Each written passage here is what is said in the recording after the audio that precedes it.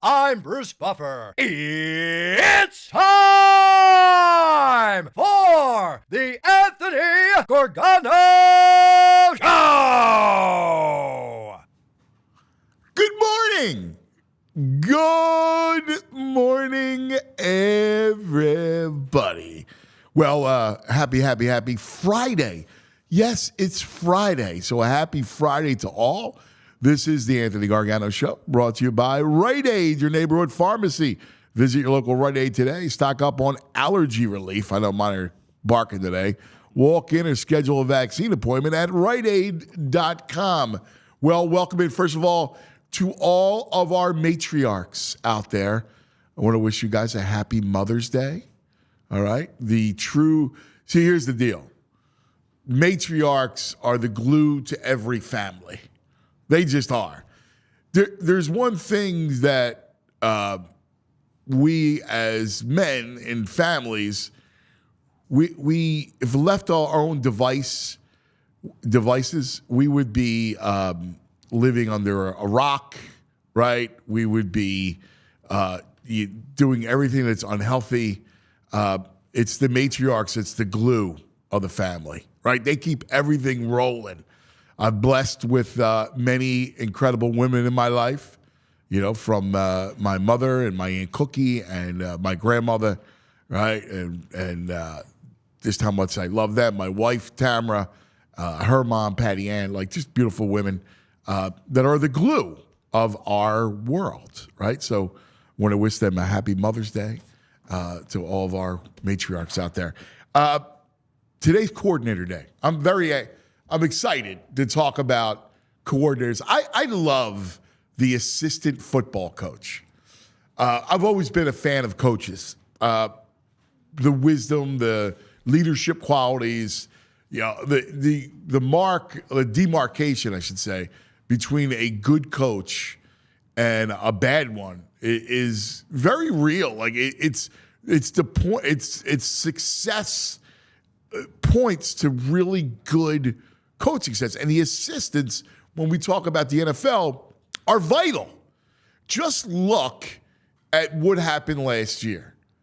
You know, we all know that what happened in that there is Nick Sirianni, and he's, you know, all of a sudden 2 years in, and he's searching, looking for his two new coordinators. Shane Steichen, who was terrific, he left. Jonathan Gannon, of course, gets the job at Arizona. And so now he's stuck. And he's looking around, and both of those coordinators, Brian Johnson, Sean Desai, were failures. I mean, they didn't work out. And we saw this before when the Eagles coordinators were poached under Doug Peterson. And we saw how quickly the team and the success unraveled.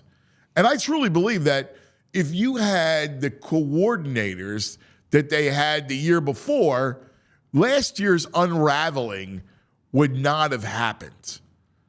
I think coordinators, and they provide such a strength, right?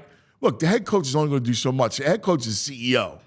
But the coordinators, and of course your position coaches, get down in the trenches, right? Like they're the ones that are coming up with the game plan and communicating that to the players, and they're vital to success. And I have to tell you, you know, both coordinators talked yesterday, Vic Fangio and Kellen Moore. They spoke yesterday. We've got our first introduction to the coordinators. And I'm happy, and this is what has me most happy about. It's not about scheme, right? It's about having two guys who are veterans, two guys that have done it, right? Like Vic Fangio, this is going to be his last stop. He said so yesterday, that this will be his last stop. Kellen Moore has been a play caller. He knows how to call plays. That's such an important thing. We saw Brian Johnson struggle with that. You know, you need someone that can work hand in hand with Jalen Hurts, and you need someone that understands the art of play calling. It's a very vital aspect in kind of how you're going to play. So having those two veterans really, I think, means something. Vic Fangio is interesting because he's the prototypical, casting 101 of a defensive coordinator. I love those guys, right? Jim Johnson was such an important hire to Andy Reid. So Andy hires Jim, and Andy, of course, an offensive guy, is able to turn the defense over to Jim Johnson and didn't have to worry about it, right? Like, hey, Jim, what's the game plan? So on Fridays, they would have their meeting, and they would go over the game plan. But he and Andy was very good at this, delegating and allowing Jim Johnson to do what his thing. Do your thing, man. I'm focused on the offense. I need you to focus on defense, and you handle it. Like, we'll go over our game plan, and of course they need to mesh because your play calling needs to mesh on both sides of the ball. But you handle it, right? You know, it's your game plan. You're going to talk to the players. You're going to communicate that stuff. And he was such a big hire, man. And you saw what happened when Jim passed away. That's when Andy started to struggle here, right? Like when Jim died, that's when the things started to go right. Like I love Sean McDermott. And I think Sean McDermott would have been a terrific coordinator here. It was just hard filling Jim Johnson's shoes in a veteran locker room, right? Like he was their age. A lot of those the older veterans. Like, so Sean was a peer. So they looked at him different, especially when you were coming off of, this grizzled, father figure, and that's what they are. And so, that was the glue. And now look, is it any wonder, all right, is it a coincidence that Andy Reid has had such incredible success in Kansas City with my guy Spags, right? With Steve Spagnuolo being his guy, and just like Jim Johnson, he gives Spags, the total control of the defense. They have the meeting on Friday for an hour, go over the game plan, just the same thing. But it's the stability. And that's why I think Fangio and the Eagles have been flirting with Fangio for a while and trying to lure him, almost had him a couple times. And the fact that Fangio is here, I think is going to be a godsend to Nick Sirianni. Because that's an area, that part of the ball, he does not have to worry about. All right? Now, Fangio, that's his scheme. Now, I know we like the more attacking Jim Johnson, but Fangio can be aggressive. And, listen, it's going to fit kind of what they're about and how they've played. But you get the inventor of it, right? Like you get the guy that drew it up, not any of the disciples that tried to run it. Whether it was Gannon, in fairness, didn't have a lot of the horses, but Gannon and then, of course, Desai was just a disaster. So you get Fangio. He spoke yesterday, and, I'm watching, I'm going, like, you love the guy. Like, automatically, here's a guy, he's from outside Scranton, a stone's throw from Scranton, loves the Phillies, right? Like, it's just a perfect place for him to end his career. He loves the area. He understands it. He gets it. Loves the Phillies. Like, it's just a fit. And he's the guy that I think Nick Sirianni can lean on. Kellen Moore is interesting, right? Because Kellen Moore's done it. And, look, did it in Dallas, had success, right? Like, their offense was good. So I'm interested to see, what he can do here, right, with Jalen. Already he was talking about motion, talked about play calling. So at least you have guys that are veterans that have done it. Because, I went through down the rabbit hole. And I don't know, like, I do this all the time because I'm a weirdo loser geek. I started to think about the coordinators in my lifetime, right? So when I was a little boy, the Eagles under Dick Vermeil had a guy named Marion Campbell. And then he took over the reins as the head coach after Dick Vermeil. And Marion Campbell was the architect back then of this bend but don't break defense. And it's a lot like today. It's not dissimilar to Fangio's scheme. It's a little, there's different nuances to it, and the game was completely different back then. But the idea was, we're not going to allow big plays. You're going to have to matriculate down the field. And that did not fit well, the Swamp Fox in Philadelphia. It was not a great kind of, situation. And then you had Wade Phillips, who turned out to be a really good coach, obviously Jeff Fisher, but there was really Buddy Ryan's defense. And that was the attacking defense. So he was really the coordinator. And then you go from him to Bud Carson, who was this longtime, incredible defensive coordinator with the Browns, right? And he was great. And then there's the drop-off. That gets us to Jim Johnson. And then after Jim, right? And we loved Jim, right? But after Jim, you had the quick Sean McDermott thing that we went into. You had Juan Castillo. You remember that was they were playing the wide nine, and they had Juan. Andy moved him from the other side of the ball. Juan talked Andy into it, saying, "Listen, I know this. I can do this." He wound up playing that wide nine. The D-line coach was out of his mind, and that was a disaster. That brings us to the Chip Kelly era and Billy Davis, which was a complete, unmitigated disaster. Then Jim Schwartz comes, right? And Jim threw fastballs, and Jim was that kind of guy, veteran guy, been around the whole thing. And Schwartz actually had a great year in Cleveland. So you had some stability. That brings Gannon, then Desai, and now Vic. And that's the story of the Eagles defensive coordinator through the years. The story of the OCs begin with Rich Kotite, who, again, was a disaster. Buddy Ryan, he had Randall. He didn't do anything with Randall. It was a mess. The Eagles offense always failed in the playoffs because Rich Kotite, right? Then Rich takes over as head coach. And then you had the Gruden, right? Gruden worked under there, was the OC. Then Dana Bible, if you remember that one. That was a disaster.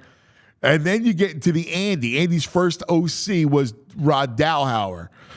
Then it was Brad Childress. Now, Brad was a real good, great coach. And he was perfect for Andy because he was the run in Andy's ear. Because remember, Andy loved to throw it, right? Loved to throw it.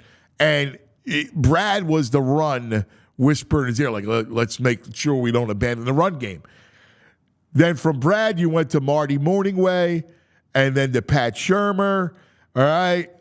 And then we get Doug and Frank Reich. And it's incredible. And we all thought that Frank Reich would be this really good head coach, which is amazing because he fails in Indianapolis and he fails in Carolina. And then it just is a disaster, right? Mike Rowe could not replace Frank Reich. Then you find gold under Sirianni with Shane Steichen.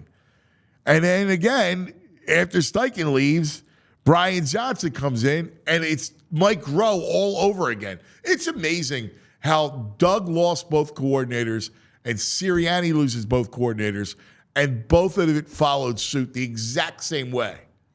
So there's your OCs through the year. It's fascinating.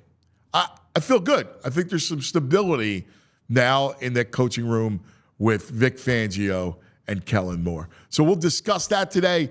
Jay Wright will join us. So yesterday, I sat down with Jay Wright. Yesterday afternoon after the show, Jay was in Florida, and he was really interesting. And You know what's interesting about him is that he loves Philadelphia. He absolutely loves Philadelphia. Like, he felt like everybody wants to talk about the Nova Knicks, and he was almost uncomfortable talking about just the Nova Knicks and made a point to talk about Kyle Lowry and talk about his assistants on the Sixers and how much he loves the Sixers. And, of course, you know he's a crazy Phillies fan. Like, he loves Philadelphia. He's Philadelphia through and through. So we had a great conversation. I guess he did another interview after, but it was really the first time. He says this in the interview, that it was our first time talking to anybody in the media. So it was great. We had a great conversation. You'll see that at 10 o'clock and hear that at 10 o'clock. So and you'll love it because it goes beyond just the Nova Knicks. It goes into his recruiting of those players. It talks about how he is. We talk about how he is now. Like, he left, right? Like, what life is like for these coaches is so interesting. And Jay's happy.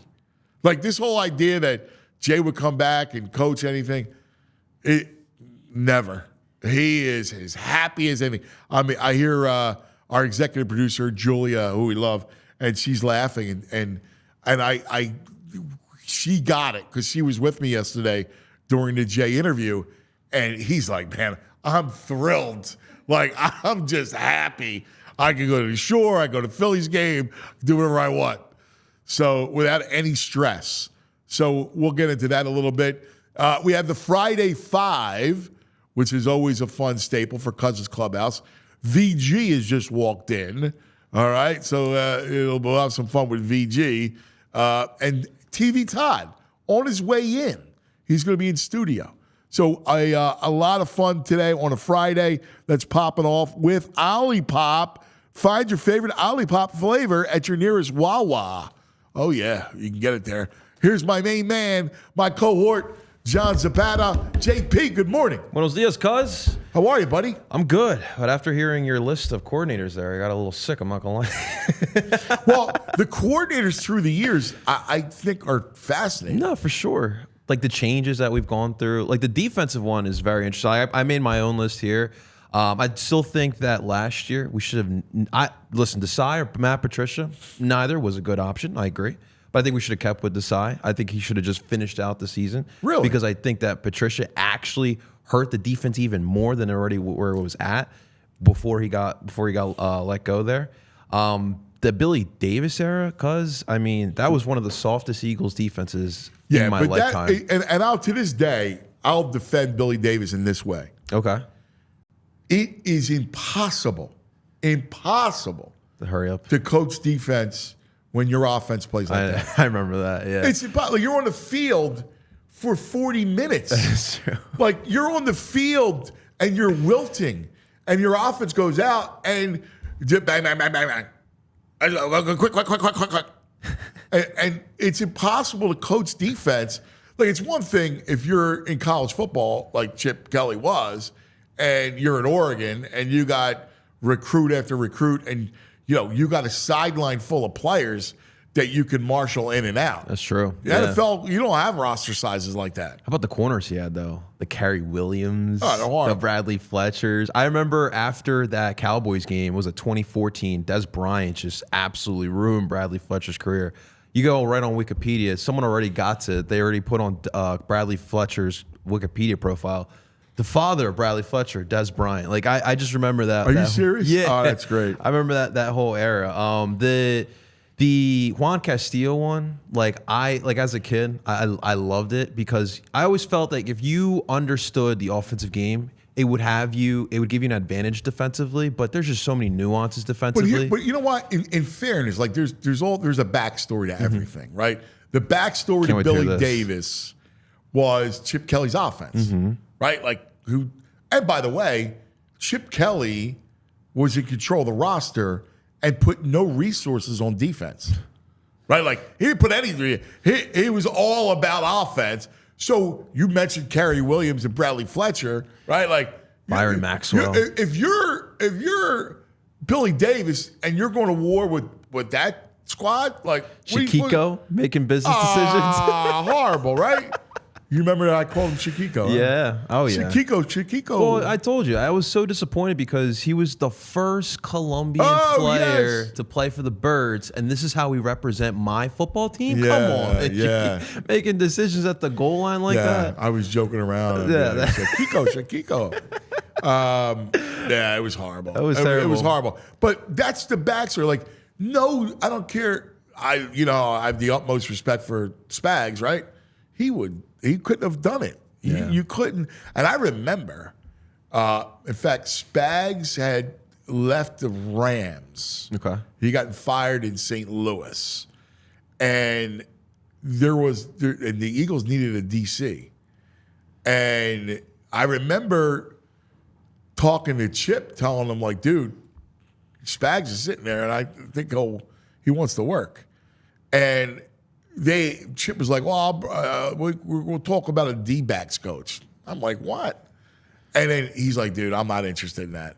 And you can't, like, A, wasn't going to do that, and B, Spags is smart, right? He's like, I don't know if I could go and be even a DC behind that offense and the way he runs things. So it worked. That was sometimes the job you don't take. Yeah. That's the best decision for you. It's worked out very well for Spags, but like that's the thing. Like, you know, we talked about Chip yesterday. We're talking about Chip today. Like, he was really his own worst enemy. Oh yeah, totally. Like the thing, and he too gimmicky for the NFL. He thought like his hurry up offense was going to be the thing for the next 10 years, and everyone figured it out. Yeah. He had remember the 4 plays? Yeah. Everyone made fun of his little playbook. Yeah. It was, yeah. I mean, it's like anything else, right? The first year you have success, and then all of a sudden, those guys figure it out, right? Like, that's how it works. The Juan Castillo backstory is interesting in that, obviously, he was not fit to be a DC. Now, he had talked to Andy into doing it, but in reality, it was really about the wide 9. Jim Washburn. Yes. Jimmy. Yes. So Jim Washburn was really the de facto, coordinator, right? Like, Juan called plays on, but he was under constraints because they ran that wide 9. And I'll never forget, because the gaps were humongous. Yes, they were. Like, you could drive a car through their gaps. Like, and listen, there were times on 3rd and 12s where it works, and you can get to the quarterback. And somehow Jason Babin had like a career year. What was that, 2011? Yeah, it was a bad signing. Yeah. It was. I'll never forget Babin. I do. Like, that was a disaster. But to bring it full circle, like, I do feel good about these coordinators. With Vic, like I know a lot of people want to see like the old school mentality, but it's not really old school, because I feel like Vic still keeps up with what's going on today. And I just love hearing him talking about, because it's not so much about the system. It's about putting your players in the good situations. And I don't feel like the past 2 defensive coordinators always did that. So I loved hearing that about Vic Fangio.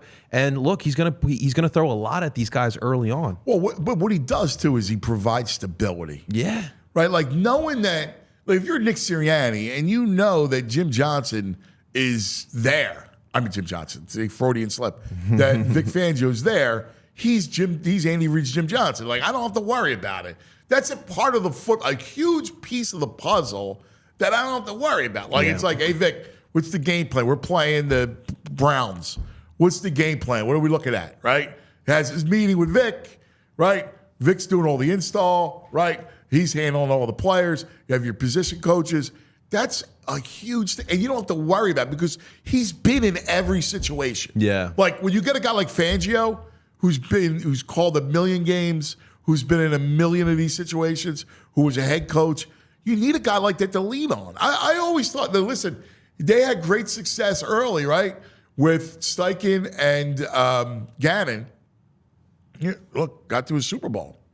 But I was always a believer, when you have a first-time head coach and a young head coach, that you bring your grizzled veteran that you can lean on. It just makes sense to have someone that's been through the wars to help you navigate, right? And maybe, and that's probably one of the reasons for like a drop-off, right? Like, the drop-off comes like, how do we handle? That was the first adversity that Sirianni faced. Yeah. Right? Like, his first year, they do well. Second year is incredible. And then last year, they're rolling up until they hit the wall. They really hit that wall. And listen, Vic's got a lot of young defensive players that he can build and develop here. And that's got to be exciting for any defensive coordinator in Vic Fangio's stature to have guys like Jordan Davis, Jalen Carter, all the young secondary pieces. That's got to excite you as well. Yeah, look, look at that draft. That was great. Right? Like you got those 2 defensive backs. My God. Love seeing you got Cooper DeJean. You're right. You got Kenyon. Like, that's a big deal. Saw him with the practice and the shells. I loved it. Got me excited. Yeah, it gets you excited, right? Yeah. No, I feel the same way. Especially today, it's like football weather. I walked out of my house this morning, and I'm like, damn. Oh, my God. It feels like November. The weather's so confusing. Like, we had beautiful weather like not that long ago, and now we're VG brought Seattle here. Right. It is Seattle, VG. Yeah, it is Seattle. The OC, it's interesting.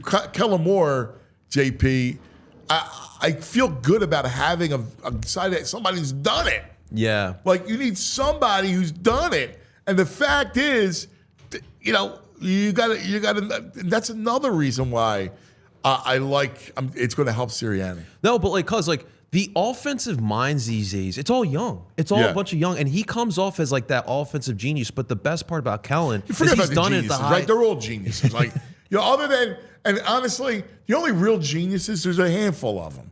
It starts with Shanahan and McVay, right? Like, and then there's a couple other guys that I really like what they do, right? Minnesota, right? There's a couple of them, But other than that, I just think that there's something important because of the fact that he's played the quarterback position at the highest level, and he's also called plays in this league as well. No, listen. I like Kellen Moore. I really do. I do. I like Kellen Moore. I'm not calling anybody an offensive genius. I just want someone who's competent, right? Like, honestly, just be competent. And I think Kellen Moore can be competent. Don't put Jalen in some tough spots there. Because last year was incompetent. Yeah. All right? So they need that. You ready for some motions? Yeah. Some pre-snap motions, cuz? I'm ready for a lot of different things. I'm ready for, I think, a much more balanced offense. Yeah. You got a lot of weapons. You're Kellen Moore, and you're sitting there, and you go, oh, my God, there's A.J. Brown, and there's Devontae Smith, and there's Dallas Goedert, and there's Saquon Barkley. It's got to be like a kid on Christmas morning. Yeah. That's exciting. Yes.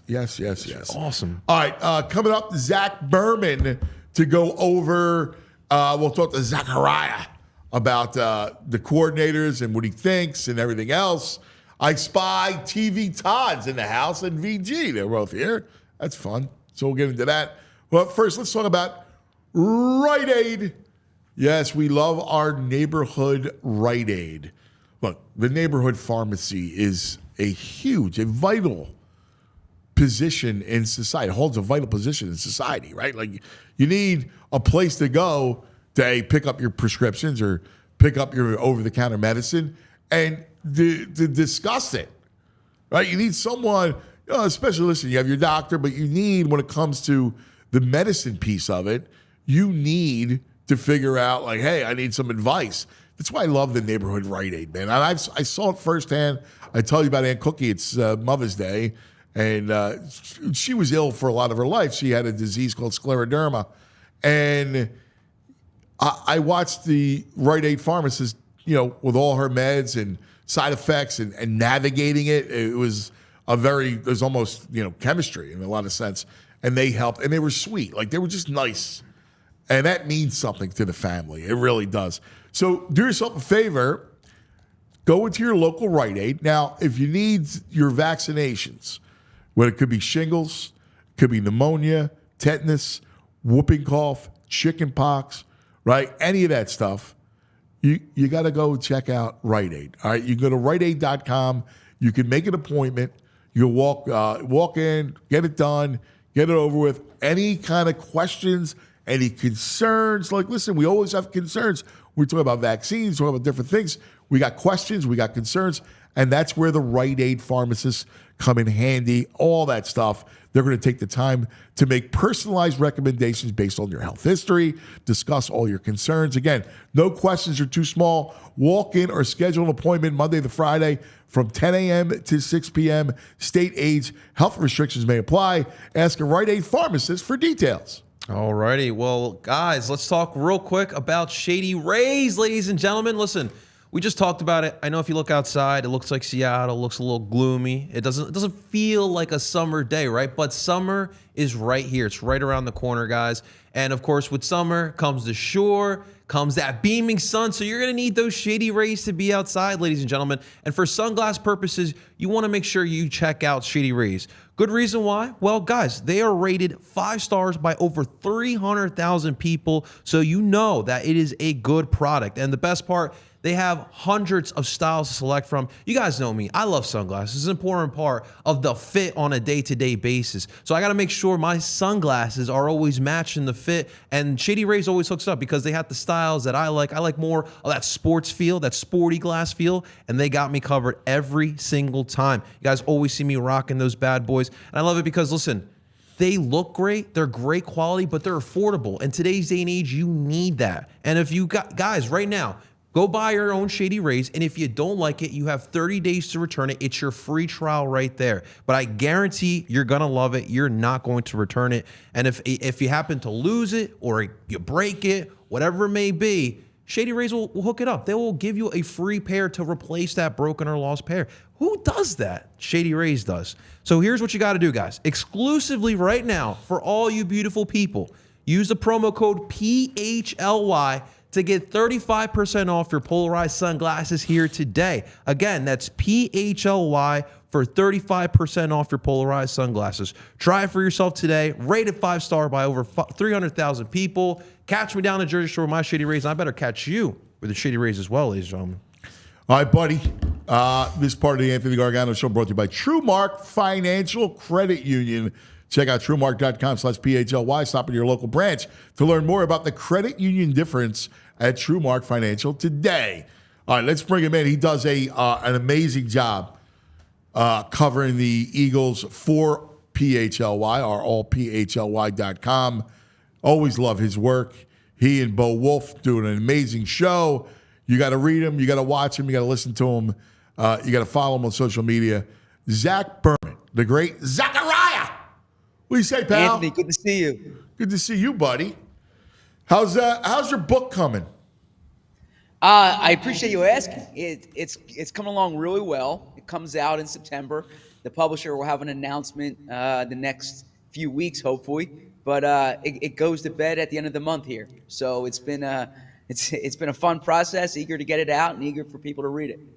Tell people the premise. Yeah, so it's a curated history of the last 25 years of the Eagles. So it's not a full history. It's kind of selected narratives of different players, different moments. You get into the backstories of the coaches, the quarterbacks, the executives from this era, some of the great games, and it kind of leans more, frankly, toward the past 15 years. But it covers from the start of the McNabb-Reed era to the past year. It's great. I cannot wait for it. It's going to be fantastic. Very excited for you. Nothing better than putting, whether it's a book, screenplay, whatever it is, when you're done and you put it to bed, having written is the greatest feeling in the world. Oh, you're absolutely right. I think actually that's it in my acknowledgments, that it's better to have written than it is to write. So it's an arduous process when you do it, as you well know, because actually I'll tell your listeners, part of the research of the book included reading again Sunday Pilgrimage, which I would tell everyone, whether, if you're a young Eagles fan and you want to know about that great 2014, Anthony took you behind the scenes there. But the foreword of that book was written by Andy Reid, and there was an anecdote there that actually leads my Andy Reid chapter about Andy Reid's first dinner in Philadelphia. I thought it was an awesome anecdote that really kind of showed what Andy was getting into at the start in '99. Yeah, he's the best. Thanks, buddy. That's awesome. So let's talk about the new chapter in Eagles history, and that, of course, 2 new coordinators. And I was making the point early in the show, I love assistant coaches. I don't know about you, but like they're the guys that the kind of lean on father figures. When the head coach has to be the CEO, the assistants and the coordinators are able to be more of the father figure, the teacher, and I like the grizzled veteran. So let's talk about Vic Fangio first. Yeah, I think you put it well, and I heard you and JP speaking before I came on, and you explained it there. What the Eagles did was they hired a baseline, right? They hired someone where you gave the analogy of Jim Johnson with Andy Reid, and that's what it is. This is not the young coordinator. This is not Jonathan Gannon in his first time as coordinator. This is not Sean Desai, a young guy who only had 1 year of experience as the coordinator. Vic Fangio has done this for 4 decades, and you might not get top of the league performance, but what you're hiring is someone who has a track record of consistent defenses. There's going to be order to it. He knows how to use the personnel. He's still figuring out some of it, but I think what you're going to see is Nick Sirianni's not going to have to worry about the defensive side of the ball. I remember well when Doug Peterson hired Jim Schwartz. And the first time talking to Doug about it, and Doug said Jim's the head coach of the defense, right? And he meant that respectfully. I actually think Doug kind of got knocked a bit at the time for saying that, but that's what it was. It was so Doug could oversee the team, oversee the offense, and Jim Schwartz handled the defense, and that's what you're getting with Vic Fangio. He's the head coach of the defense. Yeah, look, that's what Andy does with Spags in Kansas City. Like Spags does the entire work on defense. They have a meeting on Friday for an hour, and that's it. Like, Andy wants to know about what's your game plan? All right, cool. I saw something. You'll exchange. Maybe Andy saw something that Spag could help Spags exploit, the opponent while he was watching film. And really, that's really it. I mean, they're completely in charge of that side of the ball. Let's talk Vic's scheme, all right? It's interesting because, you talk about Gannon and you talk about Desai and that piece of it. It's now you get the creator, like one of the originals of that scheme, which I always think is best and can be more effective. How do you view that piece of the puzzle? Yeah, you no longer have the imitator, right? You have the original, and that's what it is. And something Vic said yesterday was that even though there's been a lot of different versions of his defense that other people have run, he kind of adds his own wrinkles to it, and it's continuing to evolve. And obviously, the personnel is going to have a lot to do with it. But I think you're going to see a lot of the principles that you saw when he was running Chicago's defense, when he was running Denver's defense, when he was running San Francisco's defense last year in Miami. Now, the thing that I got to mention is you think about, so when I think of Vic, I think of those great 49ers defenses under Harbaugh, right? And they had Patrick Willis and they had Navarro Bowman in the middle of the field. And they had Justin Smith on the interior, and they had Aldon Smith coming around the edge. You think about the Bears defense when Matt Nagy was the coach. The Eagles beat them in the playoffs, but that was like a top of the league defense. They had Roquan Smith and Danny Trevathan at linebacker, and they had Khalil Mack coming around the edge, right? So a lot of this has to do with the personnel, but I think what you're getting from a scheme perspective is similar to what he's done in the past. I mean, the linebackers are, or I should say the edge rushers are going to drop here, right? That's part of what he does, but it's done in conjunction with the rest of the pass rush. I don't think it's going to look like Hassan Reddick in Seattle last year when he's dropping and it doesn't really make sense with the rest of the defense, right? So I think there's really going to be order to all three levels, and they're going to work together. And I think what the Eagles have done on the back end is particularly going to help Vic this year. Oh, yeah, in a big way. So you know how we are, right? Like our favorite defensive coordinator in the history of DC's is Jim Johnson, right? Because we loved the array of blitzes, blitzing obviously Dawkins at safety. He would blitz his corners. The scheme's a little different. Yeah. So juxtapose Fangio's scheme, right, and the pressure situation. Because, we're always screaming, blitz, blitz, pressure. Yep. Yeah, I think those who want that are probably gonna be a little disappointed because that's not the way Vic plays. Right. And he has the shell coverage that you're seeing kind of in vogue around the NFL. He wants to limit explosive plays, but there's different ways to blitz. And the thing is, I mean, and this almost by definition, a blitz is when you're sending more than 4 pass rushers, right? So they're gonna have 5 guys rushing at times. It just might not be the safety. It might not be the corner, and Jim Johnson and Spags and Sean McDermott, they had their own way of doing it, and it was great. It's not what you're hiring Vic Fangio to do. You're not hiring Vic to run Jim Johnson's defense. But I think if they can generate a pass rush, it's going to have to come from Jalen Carter. It's going to have to come from Bryce Huff. It's going to have to come from Josh Sweat. I don't think it's going to be coming from Reed Blankenship or C.J. Gardner-Johnson rushing as safeties like B-Dog did. Yeah, and listen, I do think that, in today's football that, when you got so much speed and weapons that you're facing that, listen, I trust that there are times when pressure is needed and there's times when not. And when you got a guy like Fangio, he's been through it, right? Like, so he's seen everything. That's the advantage of getting Fangio, is that there's nothing he hasn't seen. Yeah, and as we talk about blitz, and to that point, Vic's going to coach his players, right? So you have to look at the skill sets of your players. Devin White has been a productive blitzer from the linebacker spot. Nakobe Dean, when he was at Georgia, was a good blitzer. Jeremiah Trotter Jr., when you watched him at Clemson, he could get to the quarterback, right? So it could be the type of thing where you say, all right, you look at the pieces you have and you try to maximize the pieces that you have. So, yeah, I think that's the one thing you have to acknowledge.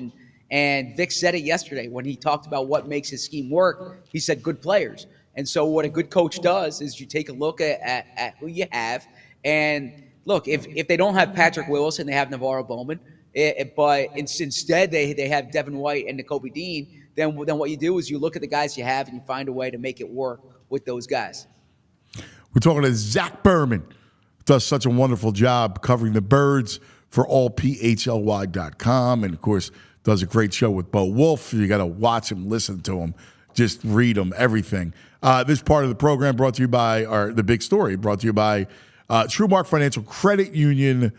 Stop in your local branch. Learn more about the credit union difference at TrueMark today. All right, so let's go to the other side of the ball for a second, and let's talk about Kellen Moore.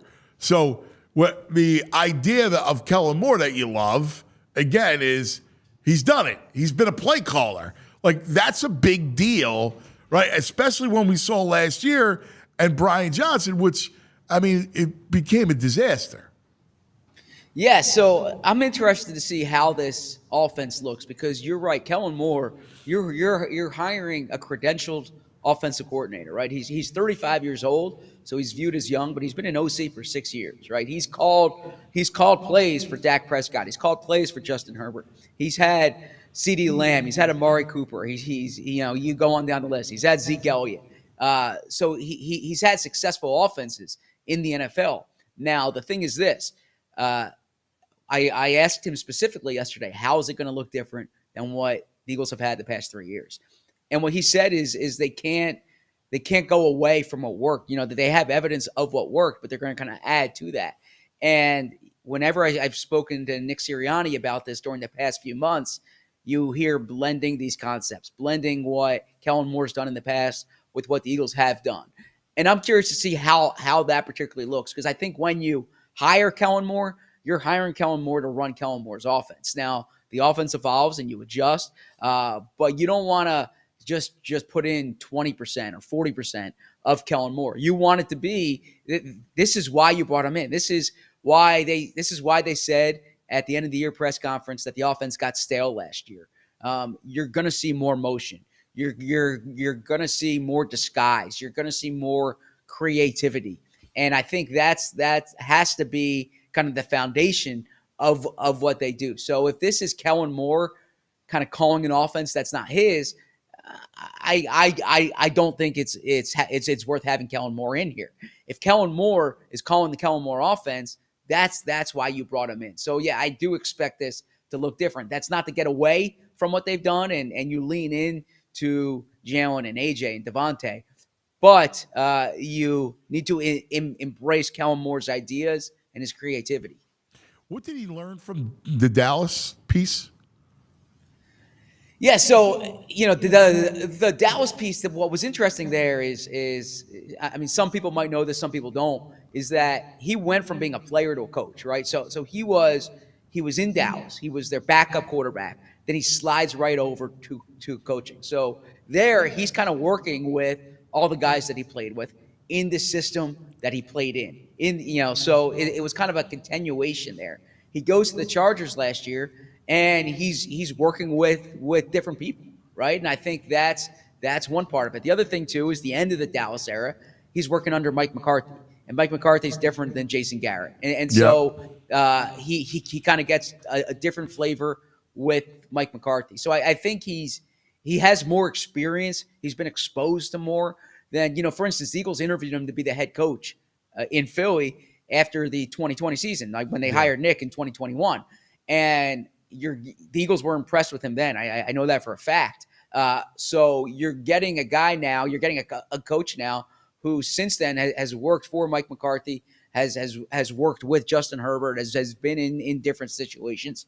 And I think it's a different type of coach than he was when he was, 31, 32 years old back then. Yeah, and I throw away the Charger stuff. I mean, that was a disaster. It was a coach on his way out. It was an offense that was depleted, right? I mean, it was kind of difficult, I think, for him to kind of do anything and to make any kind of a mark in it. So I kind of discount what happened last year. I agree in terms of like the results, but when I look at the experience, you worked with a different type of quarterback, right? You had different personnel, and when I look at coordinators, what I want to know is you're not going to have him and Dak Prescott worked together for so long, right? So there was synergy between the two. I want to see how you do when you're in a different environment. And that's what he was with the Chargers last year. He had exposure to Justin Herbert. He had exposure to a beat-up offensive line. He had exposure to Mike Williams and Keenan Allen. And if you're a good coach, every place you go, every experience you have, you're kind of putting that in the database and you're adding to it. And that's frankly, that's to me, that's the brilliance of Andy Reid. When you watch the teams that Andy Reid had with McNabb in the early 2000s, it looked different than what McNabb was doing later in the decade. It looked different than what Vic was doing. It looked different than what Alex Smith was doing. It looked different than what Mahomes is doing. And I think a good coach continues to evolve with exposure to different players and different scenarios. And that's what Kellen Moore had with the Chargers last year. Yeah, I'm completely with you. What did he say? First of all, you're not going to read a lot of an introductory press conference, and it is canned in a lot of ways. But what's your inside feel? Because you are an insider. What's your inside feel on how he works with Hurts?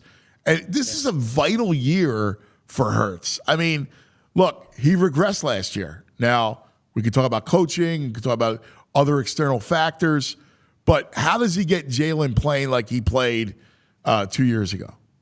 Yeah, so good question. And by the way, I think what you said there about the opening press conference is important to recognize. Kellen Moore in particular wasn't saying much. It was the canned answers. I actually found Vic Fangio to be refreshing. You ask him a direct question, he gives you a direct answer. Because he doesn't care. Like that. Like he's like, I'm just. You learn that as you get older, right? Where you go, well, you know what, bleep it, I don't care. Like I'm just going to be as completely honest and forthright as possible because who cares, right? Like this is you love me or you hate me. I don't really give a damn. Yeah, so as a reporter, you like that. You ask a direct question, you get a direct answer. To the question about Kellen Moore, I think that working with Jalen there's a few things there. First off, I think Kellen's experience as a quarterback in the league cannot be understated. As a high-level quarterback in college cannot be understated. And I think that he's going to try to do things to make it easier for Jalen pre-snap or I shouldn't say easier, to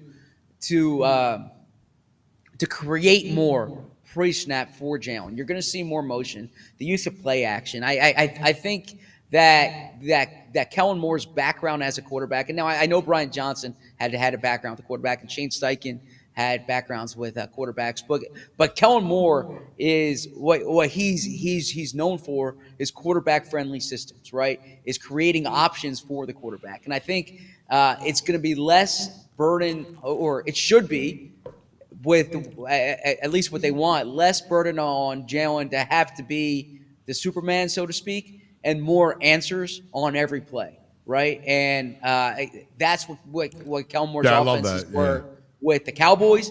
That's what they were supposed to be last year with the Chargers. That's what they need to be with the Eagles. You're spot on. I see this.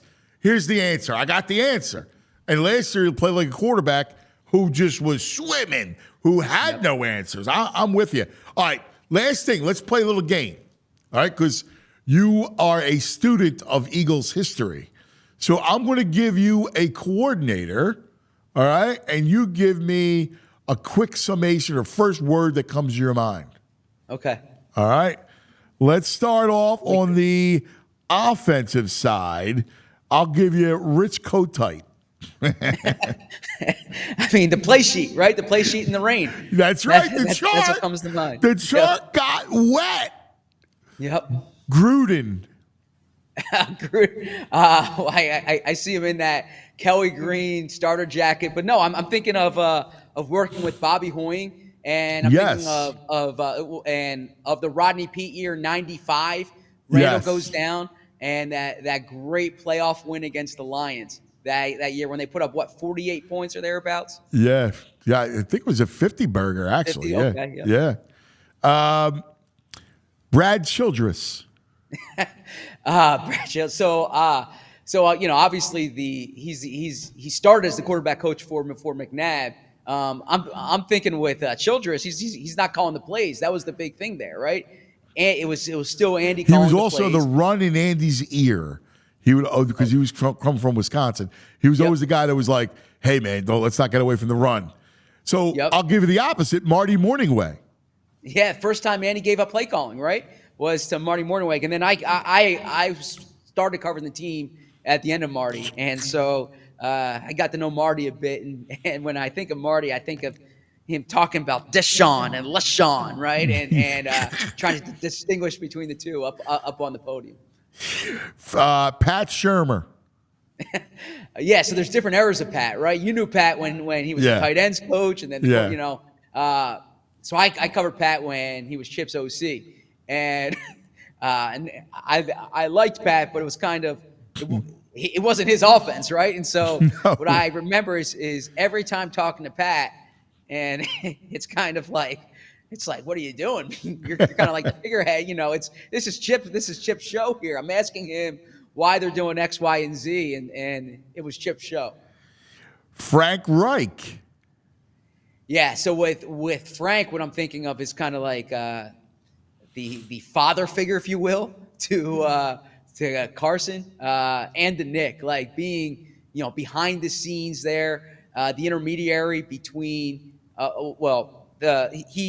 so Doug's the head coach. Doug's calling the plays, but Frank's really doing a lot behind the scenes, just in terms of like the personality management with Carson and with Nick. Mike Groh.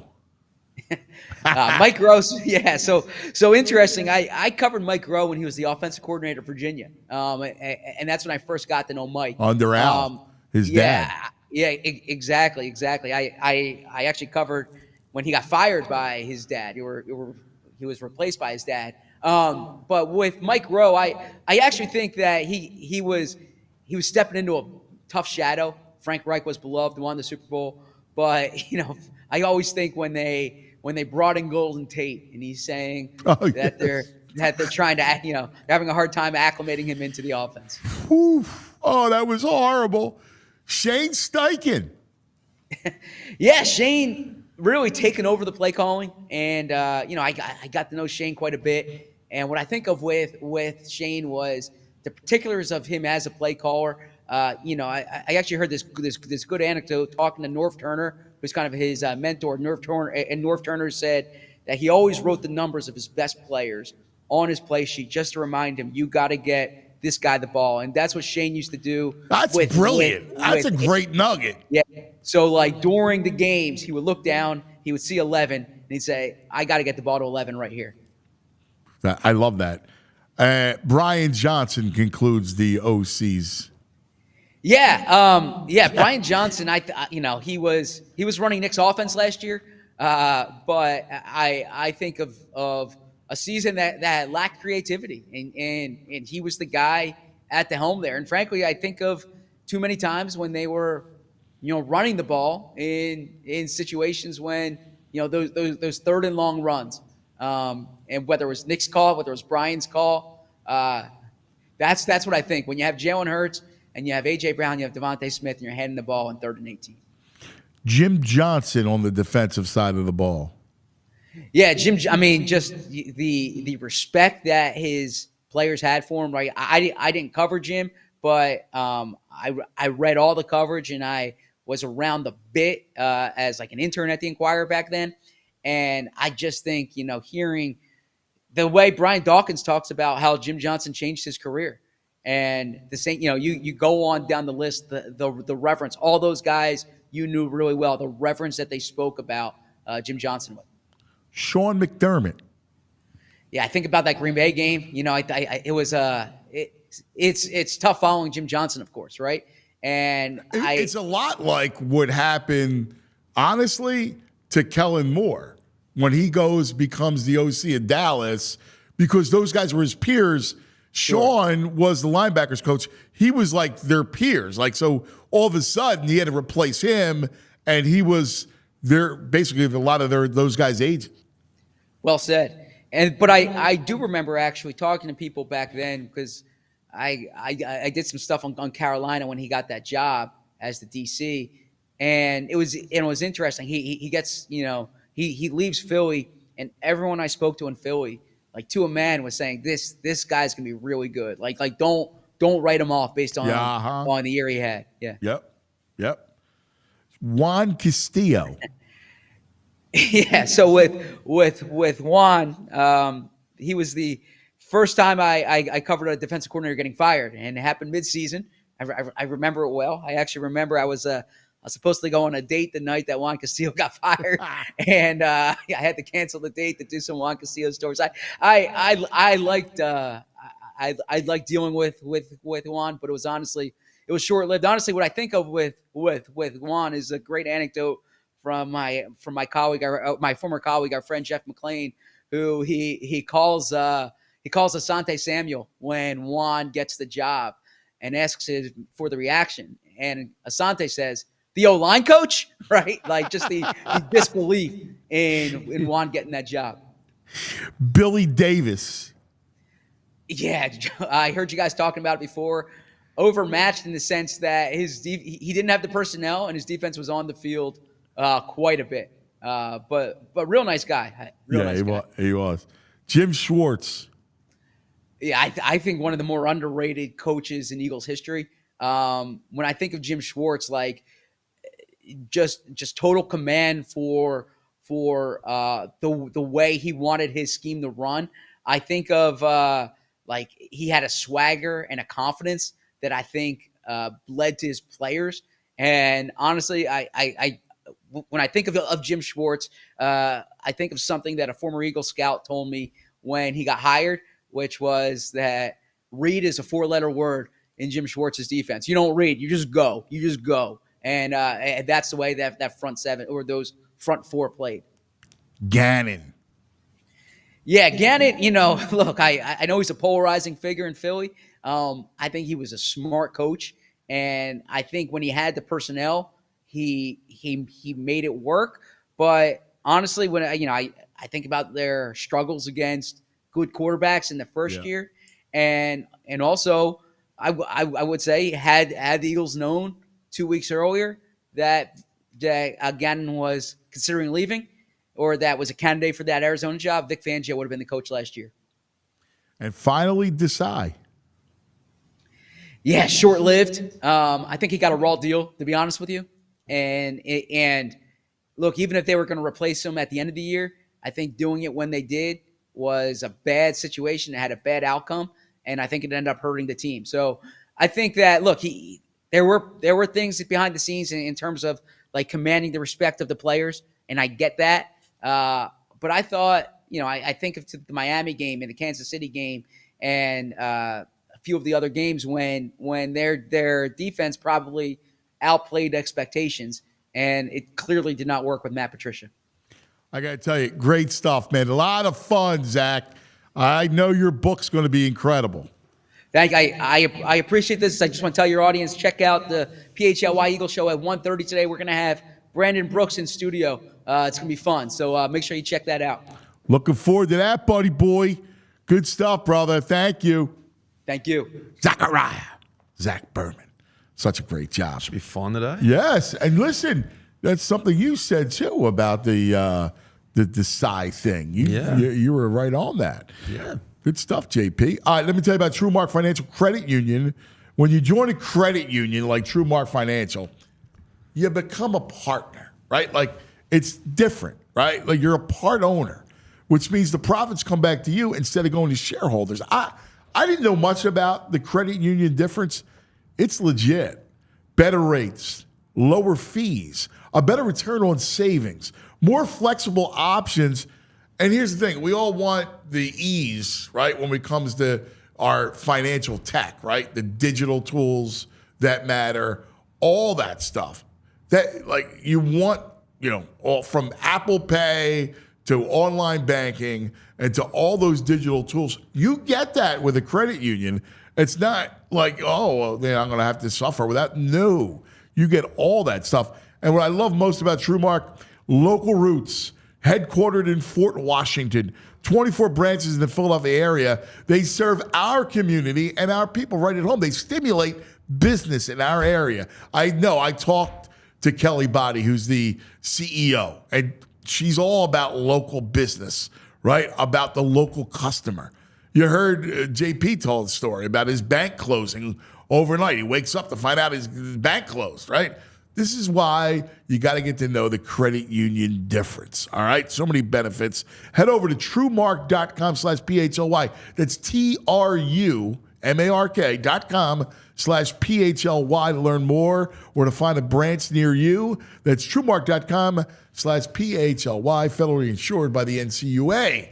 JP? All righty. Well, listen, guys. A little glimpse into my day. It's going to be a long day, all right? But I'm happy because we got the Phillies watch-along party, which, by the way, if you're going to be by Man Young, come by the brewery. PHLY Phillies will be taking that over. But after that, guys, I'm going to cut it a little early because you guys know it's pizza night. So with pizza night, it's Ollipop with it, baby. That's right. We're going to have some Ollipop here because obviously with your pizza, you need the soda. And we're trying to, we're trying to be a little healthier, right? Buddy. We're trying to be a little healthier. So we're trying to take care of that gut with that Ollipop, ladies and gentlemen. It's the best, guys. Gut health, babe. Gut health, ladies and gentlemen. It's the world's first functional soda with a classic soda taste and the benefits of plant-based fiber, prebiotics, and other botanical ingredients to support that gut health.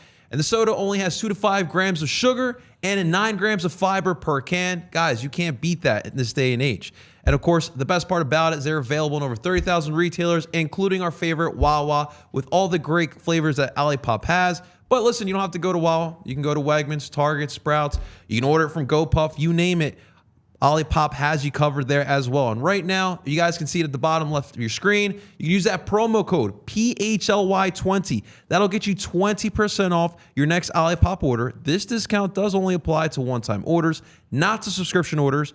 Ollipop is sold online at Drink Ollipop or on Amazon or on the other retailers that I mentioned. So guys, it's pizza night. What better than Ollipop with your pizza or whatever meal you're going to have tonight? So think Ollipop for your next meal, and thank you to our friends over at Ollipop. All right, we've reached the 10 a.m. hour across the Delaware Valley. This portion of the program brought to you by Bet Parks and the fabulous Parks Casino. So coming up, you're going to hear from Jay Wright. But before we get to that point, just a reminder that, look, we want you to subscribe. Tell your friends, right? Subscribe to the podcast, right? Subscribe to our channel here at PHLY. Like it. All right, because all that stuff helps us create more and more content. This is how we do it. We need you guys to subscribe. It's free. The content comes right to your phone.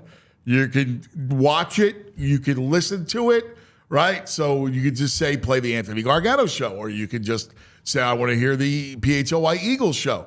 You can go to Spotify, Apple Podcasts, all on your phone, right? This is how you reach us. We're here, accessible. You can read us. You can listen to us. You can watch us. And this is how we grow our network and give you great coverage for all these teams. So we thank you for your support, and we appreciate that.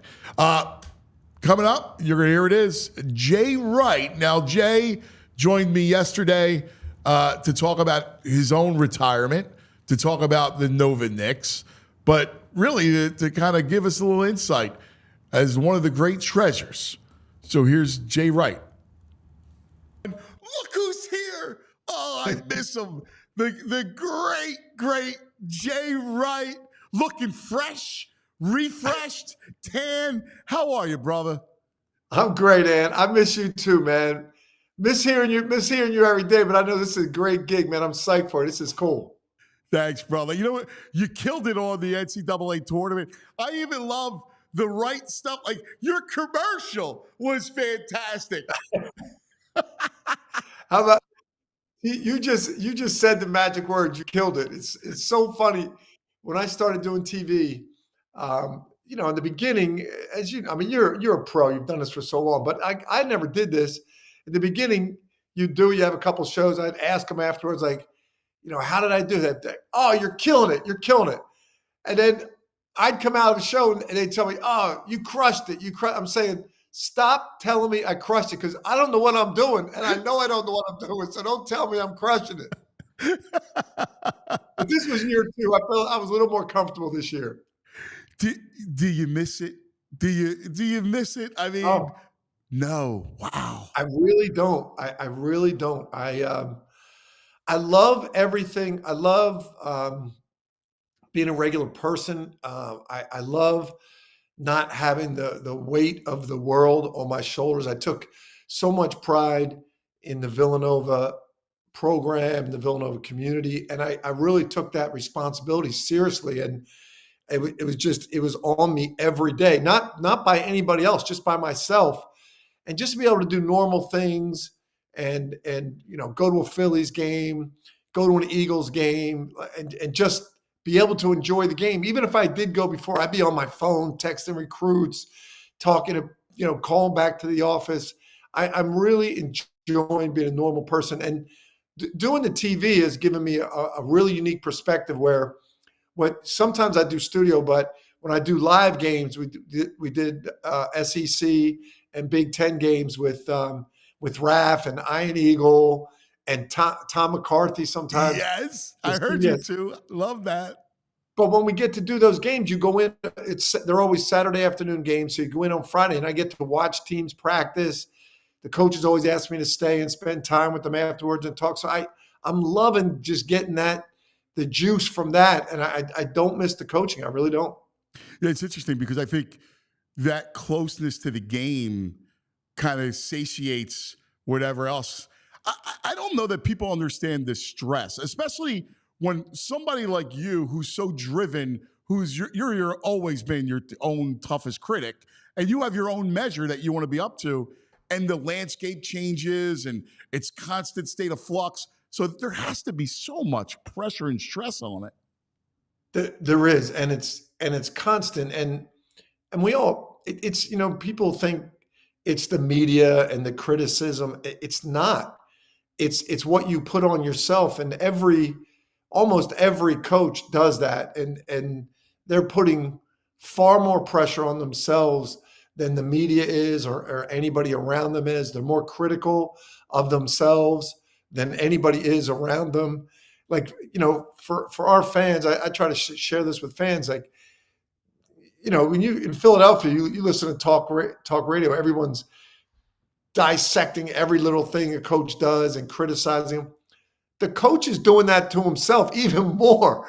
They really do, and we all know it, and we all know that we're 100% in, and that's really what initiated my thoughts about retirement. Was like I started to fade a little bit, where like I couldn't put 100% in, and I know that everybody I'm going against is, and I know that I'm asking that of everybody on our team and everyone on our staff. So if I can't do it, it's not fair to ask anybody else. So once you get out of it, every coach you talk to is just like, whoa, I didn't realize there was a life out here, man. All these other things going on, because you don't know what's going on in politics. You don't know what's going on anywhere in the world except your team and your league. There was a great story Bill Walsh told years ago where he would make his wife would make tapes for him to catch him up on the home life. And so he would listen to the tapes brilliant. And he was like, I didn't know, which kid had braces or which, this happened. And the same thing. He goes, I didn't know about politics. Like Andy Reid knows nothing about politics. Who cares who's president? I'm worried about breaking down tape. So it is so true, Ed. And the funny thing is, now that I'm retired, like I'll see things around the house my wife is doing, and I'll say, like, why do we have this pool guy doing this? She's like, yo, I've been doing this 33 years by myself. You have no idea what's going on. I got this. Just stay in your lane. I got this. And I know she's right. I know she's right. The right stuff, right? That's classic. You've been omnipresent throughout the whole playoffs. Now, obviously, the Sixers and Knicks in that series, you're there, right? Like you're almost like the ghost of Jay Wright is sitting there. What really, I get so much pride out of this, that everybody talks about the Villanova 3. And Villanova has become a euphemism for toughness. How does that make you feel? Well, first of all, I'm very proud of that. But this is the first media piece of any type, print media, anybody, that I've done since the Sixers series, because I just, out of respect for Philadelphia, I'm a Sixers fan. I grew up a Sixers fan. Like all during the year, I'm following the Sixers and tweeting about the Sixers. And I love their team and I love their effort. And we also, at Villanova, we have Doug West and Reggie Redding, our assistant coaches, on the Sixers bench, and we got Kyle Lowry. Yes. And everybody's saying to me, oh, Nova Knicks. Like, as much as, I love Jalen and those guys, I love Reggie and Doug and Kyle just the same. So it's like having your two kids out there, and I'm a Philadelphia guy. Like I didn't want to get involved in that at all, man. I didn't want to say anything about anything. I was sitting back. It's like having your 3 of your children on each team. Like, who do you vote for? And it's your local team. And really, when I was up in New York all those years at Hofstra, we developed a great relationship with the Knicks. So my kids grew up in New York. It was crazy. And the series was unbelievable, man. Great basketball. Like, it was like the essence of Philly and New York basketball, which we all take great pride in here in Philly. And I was in New York for 7 years. They take the same pride. To see those teams battle like that all the way through the series, and the Sixers gutted out with Joel being injured and Tyrese Maxey learning how to become a stud in crunch time. And I really think Kyle Lowry had a great impact on him. And I think he can continue to have a great impact on him. So like I was into that, and I know Reggie Redding works out as a coach, and Doug, they work out with those guys. So there was so much into that I was watching every little piece, even to the end where when the series was over, I wanted to make sure like Doug and Kyle and Josh Hart hugged, because those two were crazy. Like they would go battle in our Davis Center in practice, and they would get into it, as would Kyle and Jalen. But they were on the same team. So if they got into it, it was all good at the end, because it was all about Villanova. I was afraid they were going to get into it down there and be on different teams. It's like watching your kids. Like, I don't want them to get in a fight in the backyard.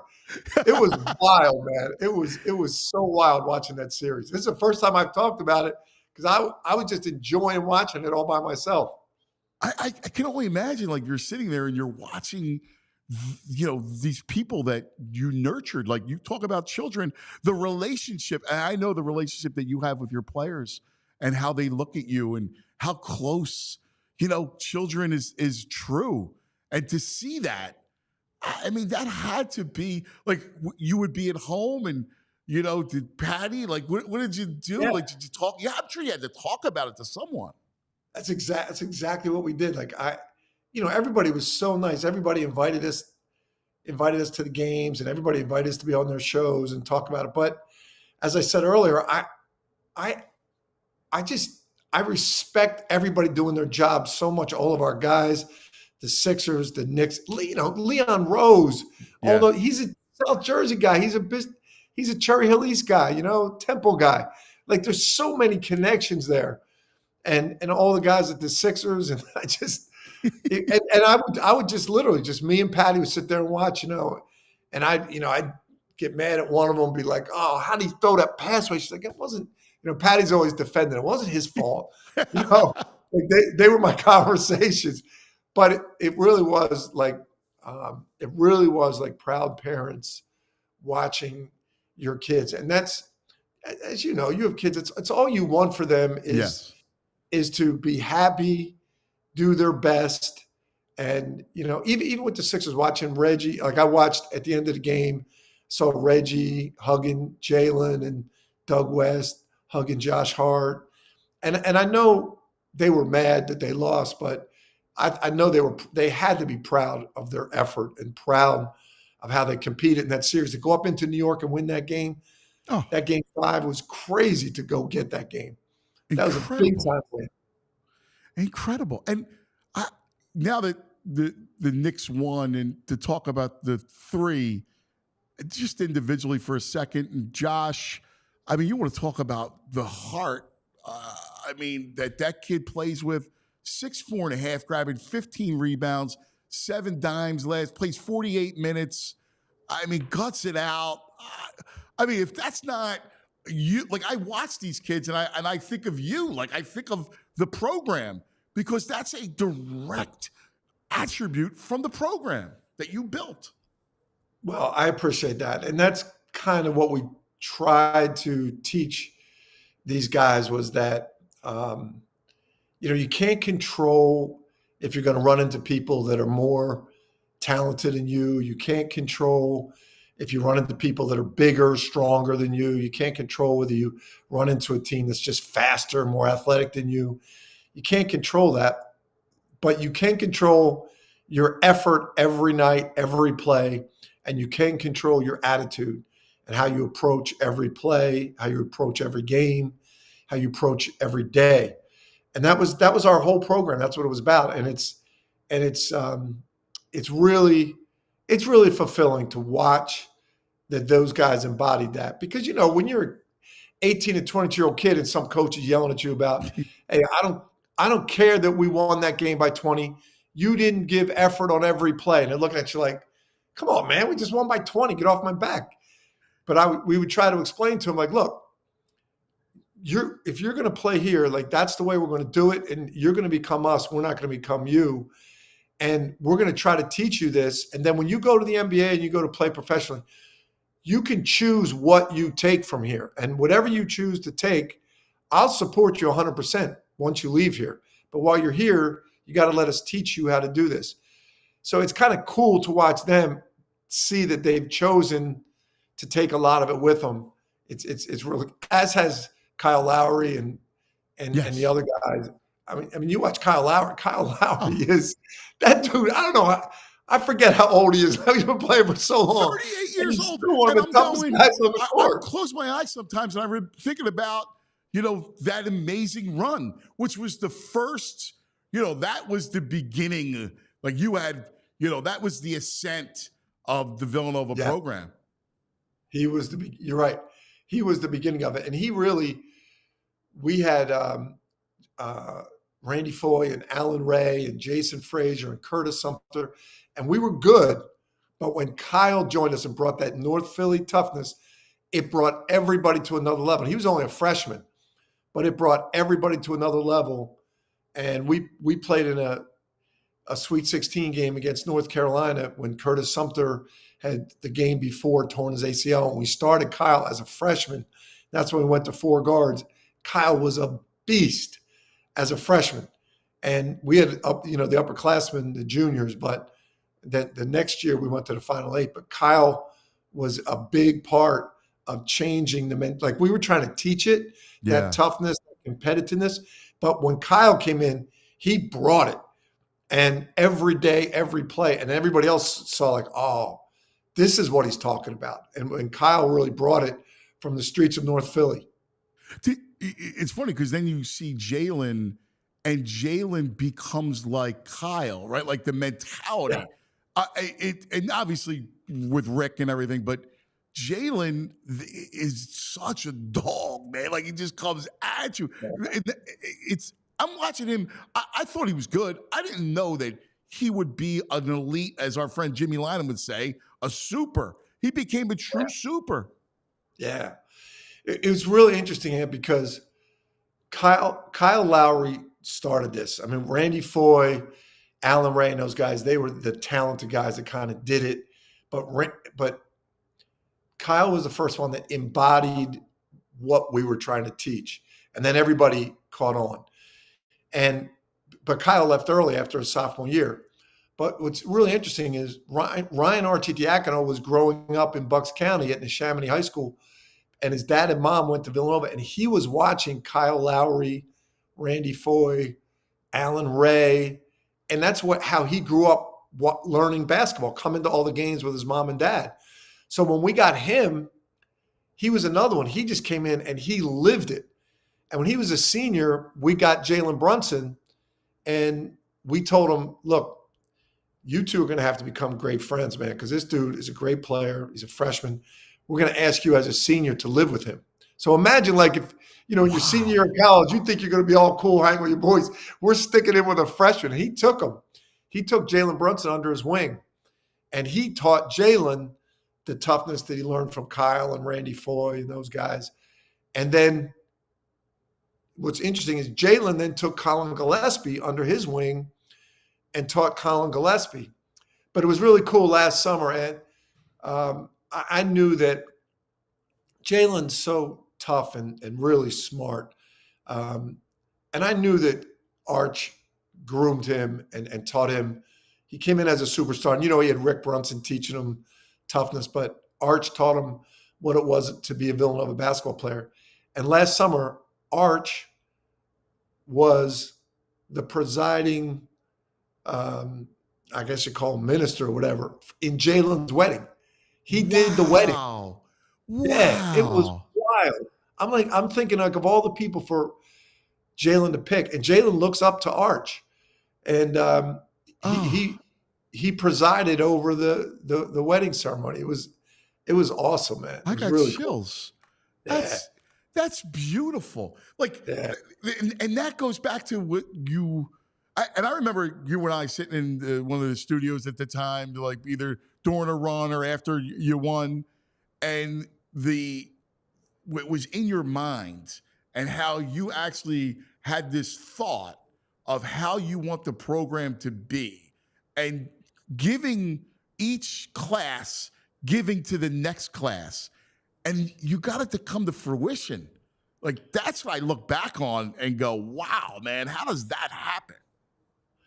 Yeah, that was the fun of it. That's what was fulfilling. And, I never, honestly, God, I never thought we'd win national championships. I just was always impressed. I always loved Villanova basketball before I came there as an assistant, but I just loved the tradition and the history. And then when I came back as an assistant under Coach Massimino, I loved how all the players came back and kind of looked out for each other.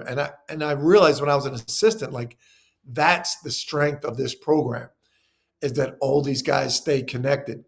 So then when I came back as head coach, I thought to myself, that's the strength. So let's build on that. It's not going out and getting one and dones. It's already here. The loyalty that these guys have to each other, the way they look out for each other, the way they stay connected. Let's make that the basis of the program, and let's really identify it, and let's coordinate it, and let's structure it so that that's what we do. We pass it on, and we say we play for those who came before us. And when you become one of the upperclassmen, then you are responsible for being the storyteller, the keeper of the flame. And that was the fun part of it, to watch all these guys do this. What did you see? Like when you identified whether it was Josh or Dante DiVincenzo, like to be able to to see them now as NBA players and flourishing, what did you see back then? Like even Dante, I was like, wow, man, he's become a terrific NBA player. Here's a kid from Delaware, man. I'm amazing. Yeah. They're all different. Like Josh Hart, we were actually recruiting a guy named Stanley Robinson, who was one of the top players in the country. And he played for his Team Takeover, this great AAU program in DC. And we were going to watch him play. And Josh was on the team. Josh was playing at Sidwell Friends. Stanley Robinson was playing for Paul VI, this top 10 DC Catholic school team, top 10 in the country. And Josh was from Sidwell Friends, this academic school. It'd be like Sidwell Friends, like coming from Episcopal Academy or something, and I'm watching it and I'm saying, this dude, I know Stanley Robinson is the star and a highly rated player, but this dude is a killer. He's getting every rebound. This is the guy that's making all the plays. Stanley Robinson's scoring, but I'm like, who's this guy? And Billy Lang, who's now at St. Joe, is our assistant. He's like, yeah. He's like, I like him. He's we got to look into him. And then Billy started really looking into him. And then Billy started convincing me, we got to offer this kid a scholarship. I'm like, whoa. I just said I liked him. I like watching him play. I'm not ready yet, but we watched it. We went to watch him play, and typical Josh, he gets in a scrum early in the game, gets a foul, gets a technical. He's sitting out the first half with 2 fouls, gets 4 fouls in the second half. They sit him out. Hard to get to see him play. I'm like, Billy, I don't know, man. He's like, just offer him. Just trust me. Offer him a scholarship. And we did. And Stanley Robinson went to Indiana, chose not to come to Villanova. We got Josh Hart, and we're happy as hell about it. And Dante, he talked about these AAU teams. There's a great AAU team in Philly. I'm blanking, right? Shows I've been out of it. But he was on the second team. He wasn't even on the first team. It was like, wow. It was the kid that went to Duke from Westtown. Cam, yes, he's in the NBA now. Actually, they traded for him with Josh Hart. They traded Portland for Josh Hart to get him. He was with the Knicks. Cam Reddish. Those guys were those guys were on the top team. He was on the second team, and we're watching. We're like, man, this kid is athletic as hell. Goes to Salesianum, can shoot it. Like I know, he don't have a rep or anything, but this kid is really good. And we got on him early. Then everybody else started getting on him. But what was interesting about both of them, and this is one of the things that we always try to teach our guys, was you gotta continue to keep getting better. You got to be humble and hungry and continue to keep getting better. As long as you're playing basketball until the day you retire, you got to keep improving upon your game, because there's young guys coming up behind you. There's great guys that you're playing against ahead of you. You want to keep improving. And both of those two, they've done it since they've been in the NBA, since they left us. They've gotten better every single year. And they're getting better right now in front of our eyes in the playoffs as guys go down for the Knicks and Anunoby gets hurt. As soon as Anunoby got hurt, you saw Dante step up offensively, Josh step up offensively. And they're gonna keep doing that. They're gonna keep improving. I think that's an aspect of their intelligence. I just think it's beautiful. I just want to thank you, and I want you to enjoy this, because and I know how humble you are, but it's a testimony of your legacy that you built. It's real. It's tangible, and it's fun, man. It's fun to watch. Man. It is fun to watch. I appreciate it, buddy. Love you, brother. Listen, enjoy your freedom. All right, stress-free life. So, love you, man. Thanks, my man. See you soon, Ant. All right, there it was. Jay. Hope you enjoyed it. I thought he was very insightful. the storytelling was great. Got on behind the scenes and kind of why he retired. Yeah. And his recruitment, how he built the program, and the stresses that come with coaching. Like, I think one of the things that we don't realize, and he said it's like not just media, right? Like it's about, the pressure of trying to succeed, because these are driven people, and it doesn't matter what outsiders think or just stresses. Like, you're doing it to achieve. Yeah, I mean, because he really set the standard at Villanova. I mean, like, so much success that they had while he was the coach there. And so he built the program, yeah. And then, now we talked about it before, this whole NIL era. And, Jay Wright really, he really stressed, building that family environment. Like, he talked about it with the series with the Sixers and the Knicks. Like, that's why it's so tough for a guy like Jay. Jalen, Josh, and Dante, those are his kids. Those are literally it's interesting, right? Yeah, and that's definitely so tough. And I'm glad it was good to hear Jay kind of talk about it after the series. But he'll talking about Philly legends, he'll always go down as one of those legends for the work he's done now. Yeah, he's a treasure, man. It's a nonstop job too. It's if you're not coaching, you're recruiting. Yep, it's just a pain in the butt. And now with the transfer portal, everyone's leaving every year. No, it's a tough, headache, man. It's a headache. Nick Saban, welcome back, VG. It feels good to be back, man. I am not a Pacific. Yeah, I'm not a Pacific Northwest guy at all. Don't you feel? I've always felt when I was out there that I felt removed from society. I felt like I was in this weird kind of vortex. It's like a weird, little science fiction, fake little city. It feels like Seattle's like that. Everyone's really nice and polite, and it's just weird. It felt good to be home. But the time difference, and you get that a little bit, not as much with LA because it's its own unique animal. But I would always get that in Seattle and Portland, even San Francisco. You felt like you're on a different kind of, plane of the universe. Yeah, especially if you pay attention to sports, because the times are all weird. Oh, yeah. So, the only thing that's not weird is, if you're interested in their sports, then they're all at normal time, 7 o'clock. Yeah. But if you're trying to watch East Coast sports, they're also very they're here we're rambunctious, we're quick. Everything's got to be quick over there. It's nice and relaxed. I'll get you your drink, sir. One second. Oh, the bathroom's got attendants in them at the Seattle airport. There's attendants in there. They check the stall after people leave, make sure it's clean. Everyone's polite. I come here. It's so good to be home. The airport bathroom reeked like a subway stop on Broad Street. I asked someone where I get the Uber at, and she was so miserable responding to me. It just felt like, over there. Home. We're home, baby. I know. It's a unique. So a buddy of mine from out west was in, and he said, dude, because I love this city, but there is an underbelly of meanness. Yeah. I was like, yeah, dude, out west, you don't have that. No. East Coast, there is such a thing as a thicker skin. We build tough people. People are kind of friendly, but there's also a meanness, a hardcore. You have to earn it. I feel like you meet a lot of people here, especially the older generation.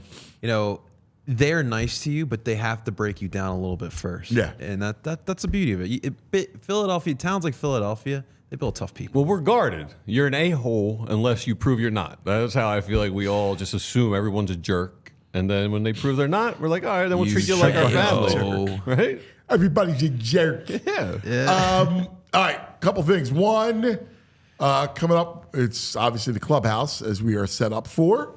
And we'll do the Friday Five, VG's Nugs, right? Best and worst. And also, of course, in studio. How about we were chopping it up. Stoked for this. That's going to be awesome. TV Todd. In studio, so we'll talk to Todd. He's got a whole indie rock vibe. He's like indie rock TV Todd. He's the best. He's he really is. Yeah. He's awesome. You're going to love him. All right. Let me tell you about Bet Parks, all right? And the Parks Casino. The fabulous Parks Casino, Ben Salem. Tomorrow night, you get Tracy Morgan. Yep. Tomorrow night, Tracy Morgan live on stage. One of the great comedians, hysterical, fun. He's a Knick fan, right? And he gave Tyrese the finger. So make sure you give him the finger. He'll love it, right? I'm sure he'll be ready for it, knowing that we're Philly sports people, that he's coming. He's tremendous, great talent. But that's what Parks does, man. They have supreme entertainment at Parks Casino, the number one casino experience in the state of Pennsylvania. You like entertainment, you like action. How about Parks has 3,200 state-of-the-art slots, the live table games, a beautiful poker room, state-of-the-art sports book with incredible 150-foot video wall that's ridiculous, plus the ultra-cool X Lounge. The dining options you got there, tremendous. Parks Casino collection of award-winning restaurants like the Parks Grill Steakhouse, the Liberty Bell Gastro Pub and Beer Garden is fabulous. How about hand-rolled sushi at Bamboo Noodle House? You can check out the New York's best club comedians every other Thursday night and the best cover bands every weekend only at 360 Lounge. The headliners every weekend at the 1,500-seat Excite Center at Parks Casino. All right, plus you get free parking, valet parking, electric vehicle charging stations for all guests. For all things Parks Casino, visit parkscasino.com. Parks Casino, this is how you win. Got to be 21. Gambling problem, call 1-800-GAMBLER. Awesome stuff, cuz. Well, guys, listen, we're going to continue the narrative. Obviously, Sunday is the big day. It's Mom's Day. So if you're like myself, looking for maybe some of those last-minute gift ideas, well, let me throw one at you. How about maybe an event, maybe a sporting event? Mom's a big Phillies fan, maybe a big Union fan. Maybe she likes to go to one of these concerts that are coming up here in the summer. So that's why you need the Game Time app, guys. It's awesome. It's freaking awesome. So with the Game Time app, listen, it's a free app. That's the number one thing. It's super functional. You can see the seats before you buy them. You can see all the fees right before the checkout as well. And that's what we're talking about, making it super easy for buying all of your events here. So listen, it's the best for last minute ticket buying, but if you're looking for that gift from Mom on Sunday, definitely check out to see what's coming up here in Philadelphia. And right now, they have us hooked up. If you download the app, create an account, they will hook you up here with that code at the bottom left of your screen, PHLY. You'll get $20 off your first purchase. That's right. Download the app, create the account, use the promo code PHLY. You'll get $20 off your first ticket there. And with that, make sure you check it out. Last minute tickets, lowest prices guaranteed. Thank you to the Game Time app, and make sure you check it out for Mom's Day. I love it. That's right. There you go. Perfect. It is time for the Clubhouse. JP, VG, this portion of the program brought to you by Rite Aid. All right, get all your goods that you need at your local Rite Aid pharmacy, riteaid.com. All right, boys, Friday 5. Let's start there, okay? I always give you 5 questions. There are no wrong answers, and we'd like you to play at home. Well, man, there might be a wrong answer or two.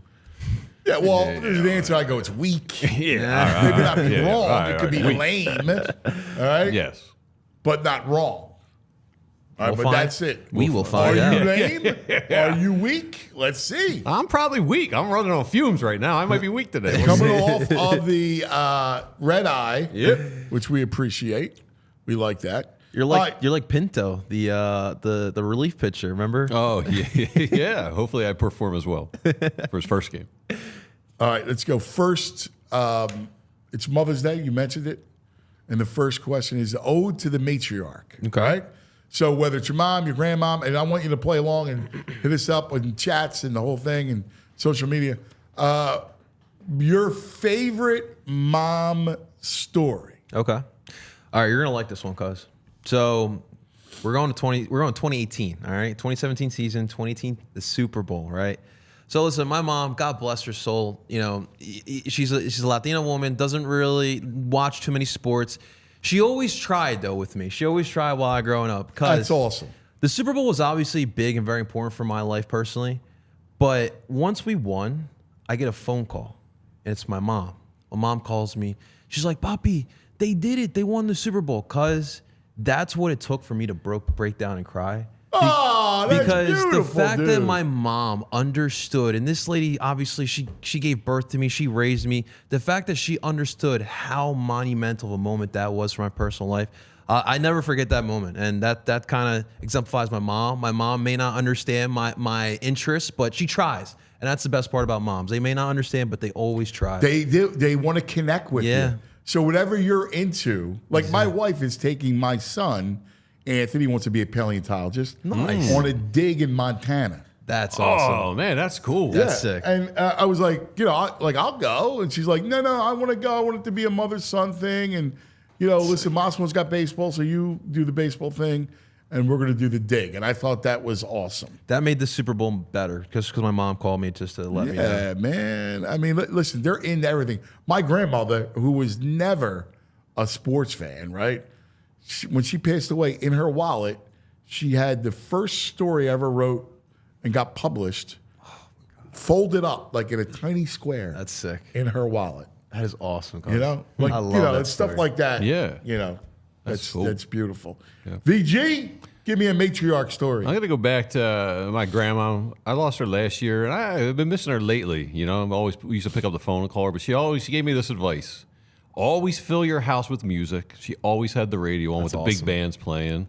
And always find time for a date night with the Wiccan. And, I try and live by that. It's made my house and my relationship a little better. There you go, VJ. That's awesome. Dude, that's fantastic. Yeah.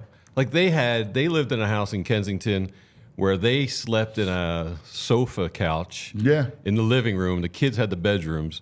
And Saturdays, 9 o'clock, 8 o'clock, kids had to go upstairs.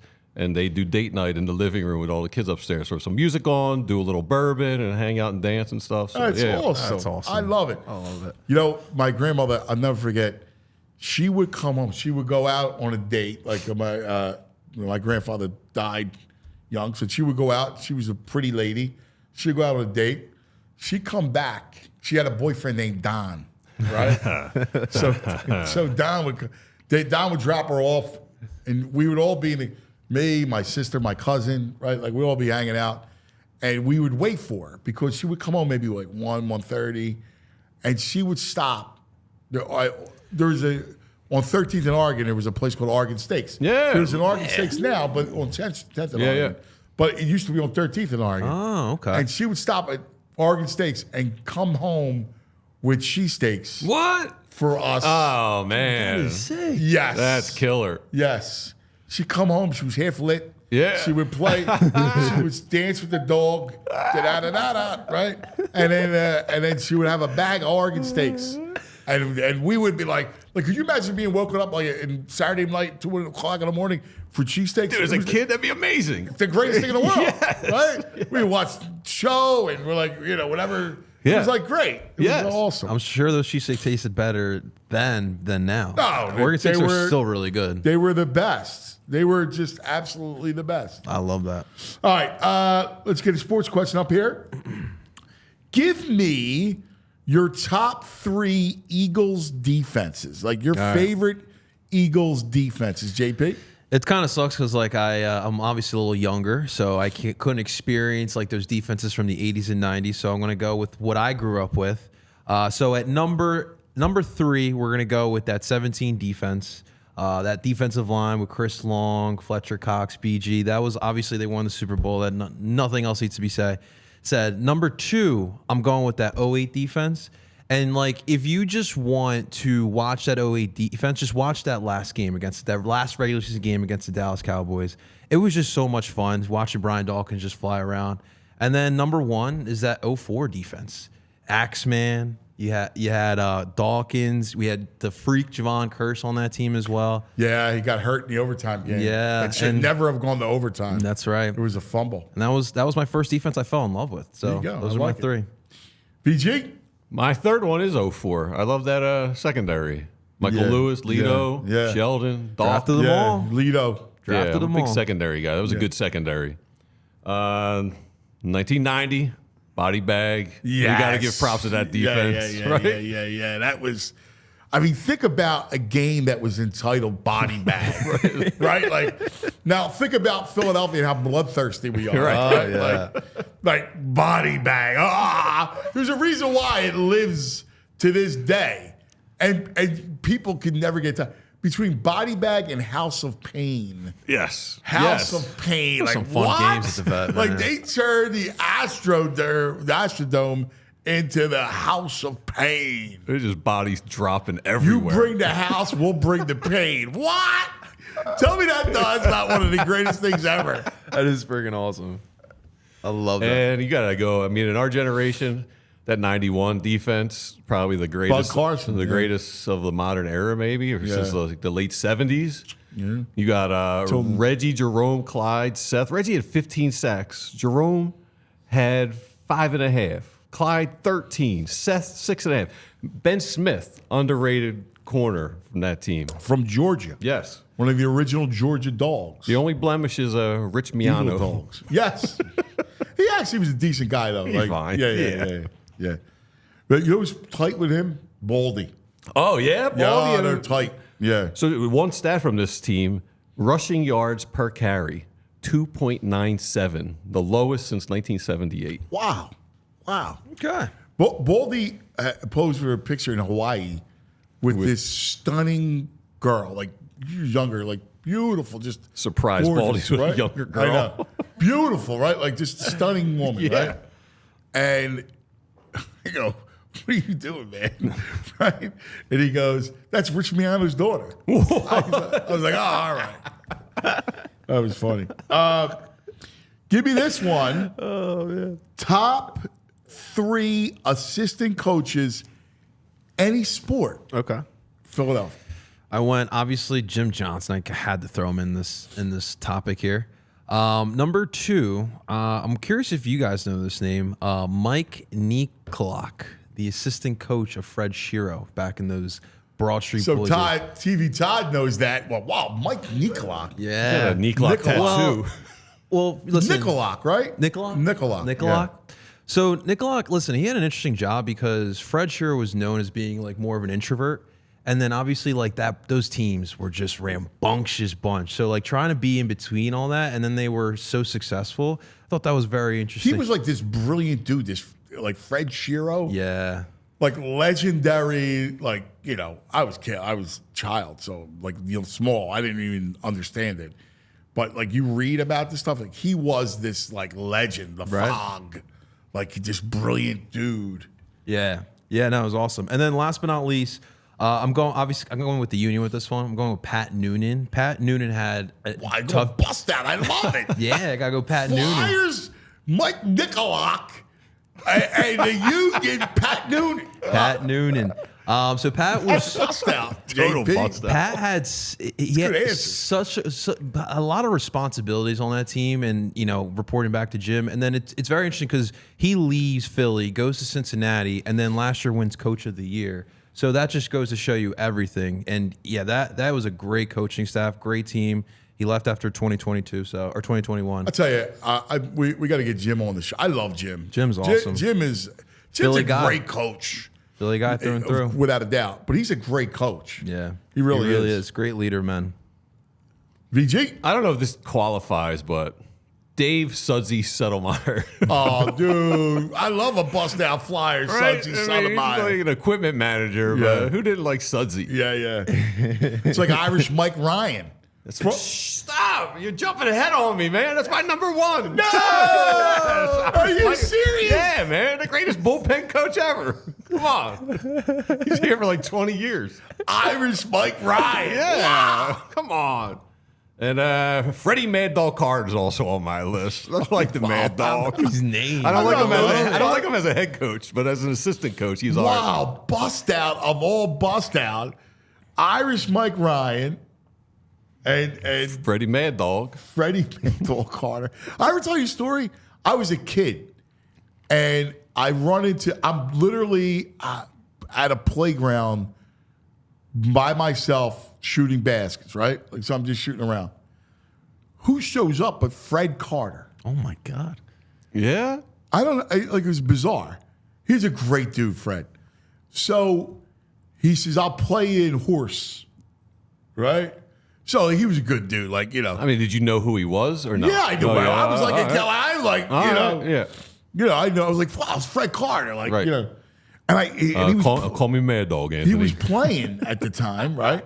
And so he lets me get the HORS, so it's tied, right? Then he goes up and he jams it. And he goes, game. Did you even try? Isn't that awesome? Did you even try to dunk it? Yeah. Okay. I was like 10 years old. 2 feet off the ground. Yeah. I was lucky. Like, I couldn't wait to, like, it was the first time you were touching net, you know? That had to look my pretty God. amazing to just watch. It's, You're not young to see someone jam. like, Yeah. it sounds like wow. that. Yeah. It sounds like big that wide-eyed. internet clip of Joel Embiid in his early days here when he went to that court around here and he was just windmill dunked on that. Yeah, he's the best, man. Like that stuff. Like the interaction, I always think, like the interaction between the pro athlete and the kid That's awesome. is like just incredible theater. We love like that. it's awesome. All right, off of Jay Wright.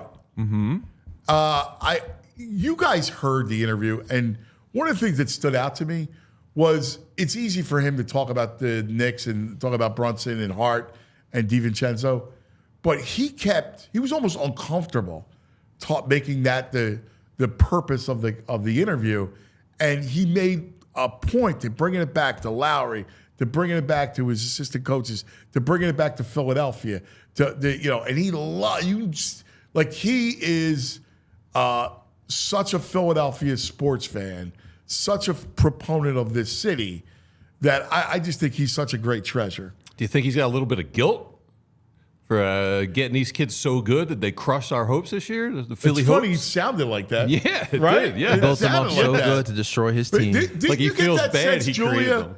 Like Jules, like you were here when we taped the interview yesterday afternoon around 3:00. Yeah. Right? You could tell he was conflicted, yeah. Yeah, you can hear it. Yeah. You can hear Oh, it. yeah, It's like the Frankenstein monster he created. And it Yes, destroyed not my us. fault. yes. How about Jules's hoodie? This is I sick. love that hoodie today. I love it. The Love 80s it. patch. Look Power at that. blue. Oh, wow. So I Look had at matching, that. I had matching wow. sweatpants too. I wasn't about to wear them today, but Oh, you someday I got will. to show the audience. Yeah, she's gonna hop out in front of the love it. camera. Yeah, you got to show the audience. All right, 3 Philadelphia treasures. All right. We're going to knock the 2 easy ones out, obviously. Kelsey. You got to go Jason Kelsey. Yes, Mummers yes. costume. Allen Iverson. Anytime he's at the Wells Fargo Center, they take the quick timeout. Now, ladies and gentlemen, welcome in Philadelphia 76ers legend Allen Iverson. Everyone just goes absolutely wild. And then Crucky. Like, Crucky, first off, like, it's awesome. Wow, Listen- Croc. listening to Crocker. Crocker on the broadcast, but then like every time I'm in the ballpark, I see at least one Croc jersey. Like it's crazy to me. Like I always see at Is least he one. a treasure? I don't know. I love the Croc. You love the croc. Love But me. no, It's like a blue collar icon. I also wanted to go with the Phils. Curmudgeon. What? Like if you you left out the obvious Phillies. Charlie is the ultimate treasure. Let's go one. You know, I was rushing with this one, cause Crocker's like. I don't know if it's treasure as much as like a jester, maybe. yeah. You know, Kind of a joker. Like, yeah, exactly. The likable curmudgeon. Yeah. You know. Mm-hmm. All right, what do you got? 3 treasures. I got a fanatic. I like Fransky. I love Fransky. And I got a tie for third. I couldn't make up my mind. Bernie Oh, Bernie's the best. and Matt Cord. I think Cord does a good job down there at the arena. he does. Yeah, that's funny. Love hearing his voice, man. Yeah, Bernie's fantastic. You just hear him talk and he's... I love Bernie. Makes I you do. smile. He does make you smile. He's one of those dudes Yeah. that makes you smile. Trot's like that. Yes. You know? Like Bernie. Hello, it's Bernie. Yeah. Like just that whole Remember, he's the greatest. Like, Thanks, we love Doc. You saved my hair. Yeah. It's like living on a Oh, boat he's somewhere. The best. Yeah, Wildwood, right. Hey, Great. Doc, great save. That's what it would Yeah, say. yeah, hey, Doc, great save. Yesterday we gave the Gary Maddox line. How about the great Bernie one? No one saves more. Only the Lord Only the Lord. saves more than Bernie Perrant. Bernie Perrant. Isn't that a great line? That is a great Only line. the Lord saves more than And we're Bernie still, Perrant. and we're still looking for a goalie. We got a good quote from Provolone John. He said, referring to Kruk, you'd be a curmudgeon too if you only had one ball. Provolone Joe gets a yo, and Mrs. Cheese get a yo. I'm done. I'm so That's hysterical. All right, guys. Couple things, and then I want you to give us some comments and give us your VG's Nugs. This one's fun. Your favorite TV mom and your favorite movie mom. All right. Like who you think would be a great mom in real life. Absolutely. So TV, I'm going to Friday Night Lights, going to Tammy Taylor. Love Tammy Taylor. Tammy Taylor was awesome. Their relationship was awesome in general. And then movie, how can you not go with Mallory Hayes from Bird Box, Sandra Bullock's character? She literally had to protect these From kids. where? What movie? Bird Box? You watch Bird Box on Netflix? Hell, TV Todd. You know Bird Box? Bird Box. Box. Even Yeah. Nah, he knows it the though. critic said no. He knows it. It wasn't the best movie, but the I fact hate that Sandra Bullock. she had to save these kids through this apocalypse like situation. She was pretty much carrying these kids through this whole like 5-year journey of this apocalypse. Like I thought that's a great mom. She's saving her kids, protecting her kids from death. All right. Bird Box. Bird Box. We're not even a Sandra Bullock guy. No, You're out on Sandra Bullock. I hate her. Yeah. I hate her. But I don't like. She's in a movie. I'm out. Blindside? Out. Yeah, me too. Out. Out. I'm out. Absolutely on the blind any side. Bullock movies out. Totally out. TV? TV. Peg Bundy. Married with children. She's fun. She doesn't care what the hell you're doing. You're going to have a blast being the child of Peg Bundy.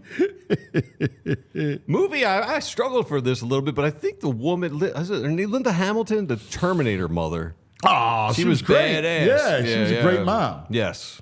She Yeah, was a great tough, mom. strong. I great. also loved Joe Pesci's mom in Goodfellas. Yes. All right, she was strong. Who's really Scorsese's mom in real life? It is. Oh, Yes.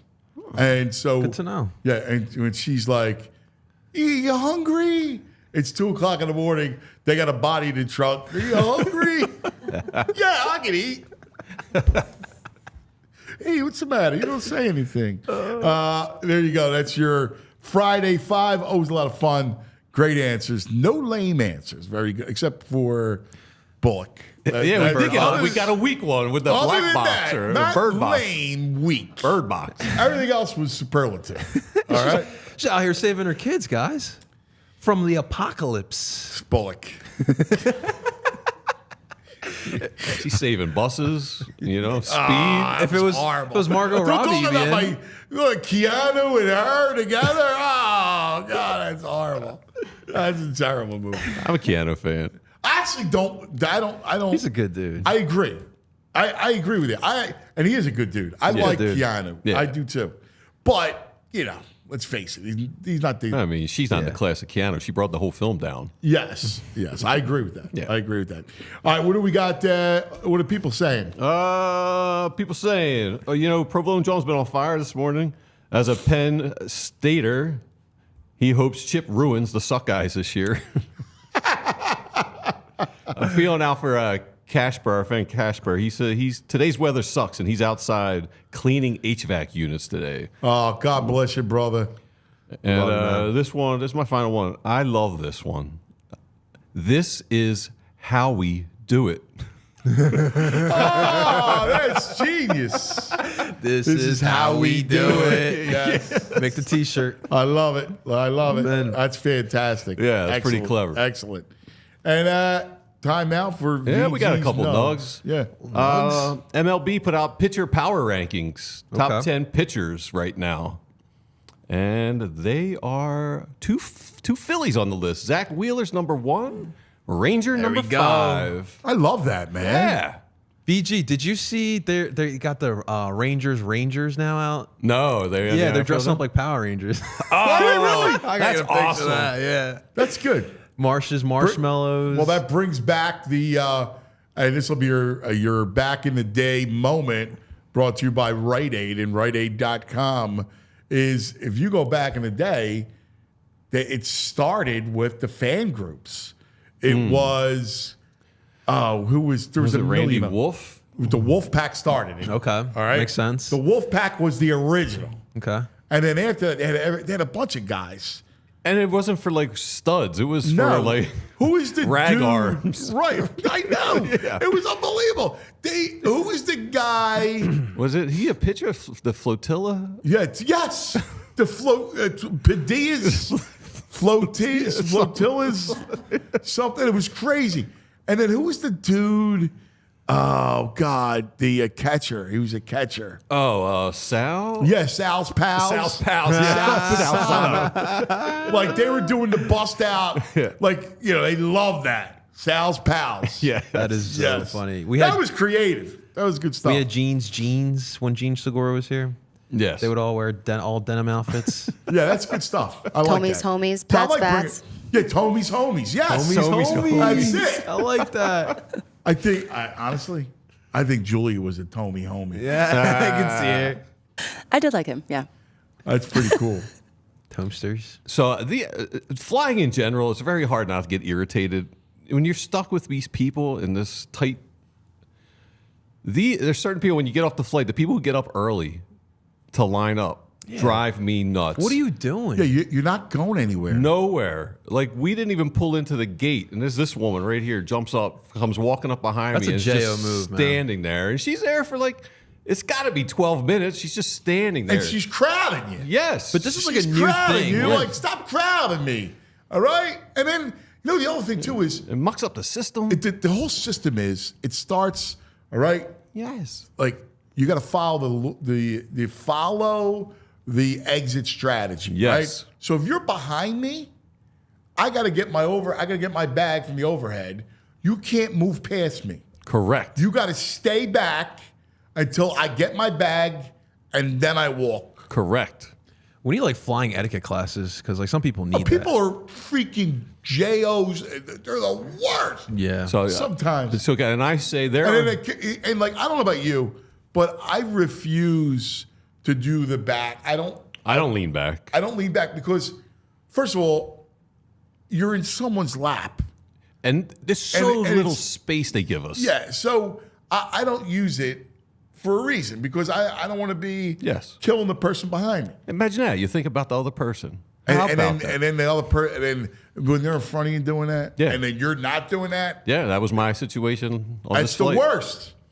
It's just we need to revolt. Like, there's no way we should be crammed in those seats that are that tiny. I know. No. And it shrinks and shrinks and shrinks. But they gave us fees for everything. I want a fee. I want a breath mint fee. On these long flights, when everyone wakes up and they Bronson start breath. talking, the breath coming from all directions. Yeah. I have Mentos on me. I know the breath's going Yeah. to stink in the morning. Well, right. When you're They on, should when hand you're out on some a mints. red eye and you're going to sleep, and everybody's sleeping, everybody's got the morning breath. I mean, that's People human. talking. I landed. It's like, they can smell you landed, I bro. know. You don't even have to call them. Stick a mint. Yeah, just give out some mints. Yes, that's a great idea. Now the mint is a right item. Yeah. Mint or the gum. Yeah. I'm a gum guy. I Yeah. like a gum. I'm a gum guy too. Yeah, gum's good. Yeah. So I know you like to sleep on planes. You see the lady on Southwest sleeping No. in a bin. No. She's up in the bin sleeping. Oh my God! How did she get in there? I don't know, but I mean, if you get closer, she looks First cozy. of all, how'd she get up there? Right, right. Imagine being the flight attendant. Yeah, the flight attendant's getting together a serving tray. It's like, hey, excuse me, there's a woman sleeping in the overhead bin. I would just shut it. And go, good night, man. Good luck. Like, if you decide to go up there, they deserve to shut it. Yeah. Oh my God, This is people are insane. Listen, you can say what you want about flight attendants and how they're rude and they act like they're commandants, but the people that they have to deal with on a daily basis, it makes you that way. Oh, yeah. Like, so I got to give them like some leeway. I never give them a hard time. Oh no. I wouldn't want that job. No, that's for the all worst. For all the free miles. Oh, the worst. Just the kooks that you're dealing with. Yes, and Like, everyone's insane. irritated. The other thing too is like I get you want to be comfortable in a red eye, but if your feet stink, don't take off the shoe. Keep them shoes on. I'm a shoes on guy, period. Now Yeah. if you have, whatever, if you have new sneakers, fresh socks, and you want to take them off, all right. As long as they don't stink. Them dogs been in them shoes at least an hour. By the Well, time you're commuting to the airport, I or you're feel going you. through security. I know. That's why it's touchy. But or just don't take the shoe because the feet. I do not. Oh my God! Well, then you got people like Jamie who walk around in flip-flops. You make the breath, but the foot smell is worse. Dude, the guy who sat next to the Wiccan, she was in the middle. He's at the window. As soon as he sits down, the shoes come off, and he crosses his foot. So like the one sock is like right in her vicinity. Oh no, man! No, I tell him you to put your foot down before I chop that thing off. Oh, you got to be kidding me! That's stone violation. Dude, yeah, it's a violation, man. You keep the foot on the ground. Bad enough you're taking the shoe off, but at least keep the stink down below. Below seat level. You can't bring it up. Clean socks What there? a stone, J.O. Yeah, they looked all right. They weren't dingy. It doesn't matter. You can't put the foot, a stranger's foot, got to stay away. Yes. All right? That's a violation. I skeeve that. Do you drink a lot on the plane? No. Like, Drink? Yeah, like the pagan. She's got like 5 pieces of drink beverages. She stops and gets an iced tea, a water. She loves a ginger ale on the plane. She'll do a tomato juice on the plane. I can't because then you're gonna run to the bathroom. Yeah, exactly. She doesn't go to the bathroom. Oh, no, that's wild. She's got the strong bladder. Yeah. I don't. I don't. Nah, I bring a bottle of The only thing that Gatorade. drives me nuts though is the water because you can't bring the water, right? Unless you go buy it after the gate when you're at the gate. They give you a cup of water. Like if I'm really thirsty, it dries you out. Like yes. So you're really thirsty, they put you a little cup of water, right? And that's a gulp. Yeah. What are you supposed to do with And that? I'm like, yo, you're like, just give me a freaking bottle. It costs nothing. These days, cuz. Oh, they're the worst. Yeah, They you charge get you everything. Everything They charge you. Like you need water to live. Like that shouldn't be like That's $5, where like- I'm an anti. Like I want the government to stay out of business, right? Like less government, the better. They need to dive in on regulations because it's just ridiculous. It is what they do. It's ridiculous. It's miserable. Yeah. I mean, as long as you get there safely, that's great. But unless you're flying first class or business coach, it's miserable. And the prices, like the gouging, is unbelievable. That's terrible. Oh yeah, because I get a flight ticket and it's an extra $100 if I want an exit row for an extra 6 inches of leg room. It's unbelievable. Get the hell out of here. Yeah, Nickel and dime you, man. it's a scam. Is that it? That's your nugs? Yeah, it's my nugs. Good nugs. VG's nugs. I like it. VG's nugs. Love it. All right, coming up. Oh, we are in. How about this? OT. OT. This is OT of the Anthony Gargano Show. And joining us, our man in studio, JP, grab the stool. Yeah. All right? Grab the stool and sit and hang out. Have a seat, VG. Yeah. Comfortable, man. Right here, right next to me. Oh, this is an honor. Act like a man. You can handle the truth. It's time for TV time. You like that? I never That's get a to see it VG from special. here. That's amazing. I love it. Have you seen it? Yeah, I love it. No, this is the first time you saw it? Or, Well, Yeah, I he's heard the never- audio before. Yeah, he's never seen No, the but you video. never saw That was it. the first time I saw that. Because it's new. Yeah, it's fantastic. Jules, can we play it again? Let's do it one more time. Act like a man. You can handle the truth. It's time for TV time.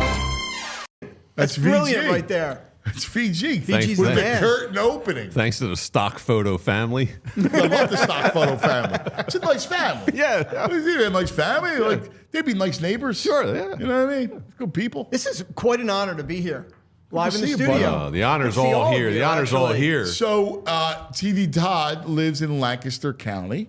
No, not He's really. like Hershey. Whatever. It's close. Out there, It's right? close. Yeah, I'm up in the Hershey You're in area. Amish country. I am definitely in the Amish country. So Massimo had a baseball tournament, and I was like, I was excited because it was near Hershey. And I'm like, dude, so he's like, I'll come to the game. I'm like, yeah, right. So we got so Todd gave me the game, but I was like, dude, we played this tournament. It was like the Hershey tournament. I'm thinking there's going to be like chocolate running. Yeah. I'm thinking like this Some thing. fountains of chocolate. Yeah, there wasn't even a concession Not stand. even a Hershey kiss? No. Well, that's because it's a total scam. So when these tournaments come out to my area, they always say it's a Hershey tournament. That convinces families to spend money and to come out there. And you were like a half hour from Hershey Park. Yeah. Oh, man. Stayed at some dingy, skeevy motel, right? I'm like, oh my God. I'm staying at your house next time. Yeah, but I walked up there and he hit it out of the park. Yes. Right as I came in. Yeah, that's right. Oh, he saw a dinger? I saw a dinger. Wow, nice. It was fantastic. It was dialed up for me. Well, it was great. It's great to have you back. So in here to chop it up, you are an amazing Philadelphia sports fan. You love the Flyers. So when you got the Sudsy Settlemeyer reference right off the bat, that brings you back. I love that. And I played 3 times, I think, in the Flyers fantasy camp, and Sudsy was our trainer. Oh, really? So, of course, every night we'd hear the stories, Derek and Sudsy, and it was fantastic. Fantastic to get to hear the real stories. Made us turn the Moose, DuPont, who was my favorite player growing up, made us all turn our phones off, put them away, and then they got the real stuff out. It was great. Nice. It was great. Oh, Great. that's amazing. Yeah, for sure. What That's position good do you stuff. play? I stopped playing probably during the pandemic, but I was playing right wing. Okay. I was by far the worst player in the fantasy camp. Briere was my coach. Fedoruk was my coach. I had amazing coaches. I was by far the worst player. Had a blast, absolute blast. Oh, that's awesome. Yeah, it was super fun. It was So in now, Atlantic are you City. a goal scorer? Or where do you suffer? No. From skating? Or? Skating, yeah. And they made us do, they thought it would be fun to have us do all the competitions that they do in the All-Star games, like fastest skate and all that stuff, hardest shot. I mean, it was terrifying. It's absolutely terrifying. Lappy's making fun of me. The best was, though, this is the truth. I went behind the net. We were killing off a penalty, and I went behind the net, and Briere called me over the bench afterwards. He goes, dude, you never go behind the net. You left us short. And I'm like, thank you, Mr. Briere. I just love the fact that he was like, telling me I did something bad. I'm like, this is a moment for me. That's awesome. Yeah, it was a man. blast. It was a lot of fun. It was in Atlantic City at the time. It was great. Oh, that's very cool. Yeah, we you don't a- play craps at night. Oh, that's awesome. Are you a man. coho guy? What's your stick choice? No, I mean CCM guy. CCM guy? Yeah, or Bauer. Coho. Wow. Coho's Come on, the man. old wooden sticks, Yeah, right? yeah. That was what I played back in Northeast Philly growing up. Speaking of which, are you ready for that? To talk about this? I don't know what we're talking Northeast about. Philly? I can't talk about that yet. Okay. But when I do, I'm going to talk Okay, I about it didn't on know this if you show. wanted to talk about it. Okay. All I could say is we got to put in the final touches on a reality series that's going to have Philly front and center. I'm excited about it. We'll talk about it. That's Northeast all- Philly specifically. That's Hey, now. fantastic. Yeah, That's yeah. fantastic. All right, we Yeah. cannot wait. I'll break it here. I'll break it here. I'm looking forward to it. Really looking forward to it. So, what do you got for us? Well, normally I come to you with just television because it's what's hot right now. But today, let's talk a little TV and let's talk a film because there's a Okay. film that's out that I'm personally excited about. But in terms of television, watched a great series yesterday called The Hollywood Con Queen. Have you guys heard about this story? No. Fascinating documentary. So it's a famous story in the industry that I work in. For about a decade, there was an individual who was impersonating female executives in the Hollywood industry. And what this person would do is contact freelancers and convince them, voice and everything, email, convince them to fly to places, to shoot sizzle reels, to do all kinds of stuff. And this had been going on in a decade in Hollywood. And they would impersonate the What? voices. They had the FBI, they had detectives involved in this. It was a fascinating story, right? It wasn't even just a con for money. Money was a component, but ultimately it was to really mess with people. It was, and it went on for a long time, and it was notorious. Apple just did a series, 3 parts, and I love the way they did it. The first part, they show you the con. The the next 2 episodes are about finding the person who did it. They find the person who did it. They get them as part of the show, and they break the whole thing open as to why the person psychologically did what they did. I loved it. Loved it. It's on Apple. Okay, so tell me about it real quick. So they would get them to do all these different things. How, like what would they use it for? They would contact a freelancer, like a photographer, for example, and they say, "We'd love you to, we're doing this shoot, but we need to do some test stills. We'd love to get you out to Indonesia to shoot this thing." And these people would get on a plane, fly out there with the hopes of being reimbursed. Sometimes, all the time they never got reimbursed, but not all the time did the money go to the con.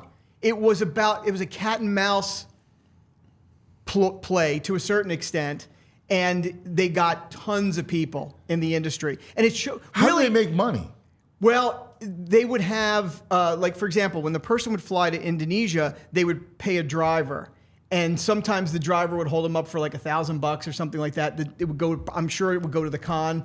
All kind. But really, at the heart of this documentary, shows you the desire for people to break into this industry. Sure. They will do. I'm still doing it. That's the phone call everybody's waiting for. But actually, what you learn when you watch this series is the person doing the con was doing it for that reason too. So I don't want to spoil too much of it, but it's really good. Hollywood Con Queen on Apple, 3 episodes. Sounds good. Sounds really interesting. Twisted. Yeah. You want a straggler too. Yeah. No, there's some angry people. There's some angry people too. I can imagine.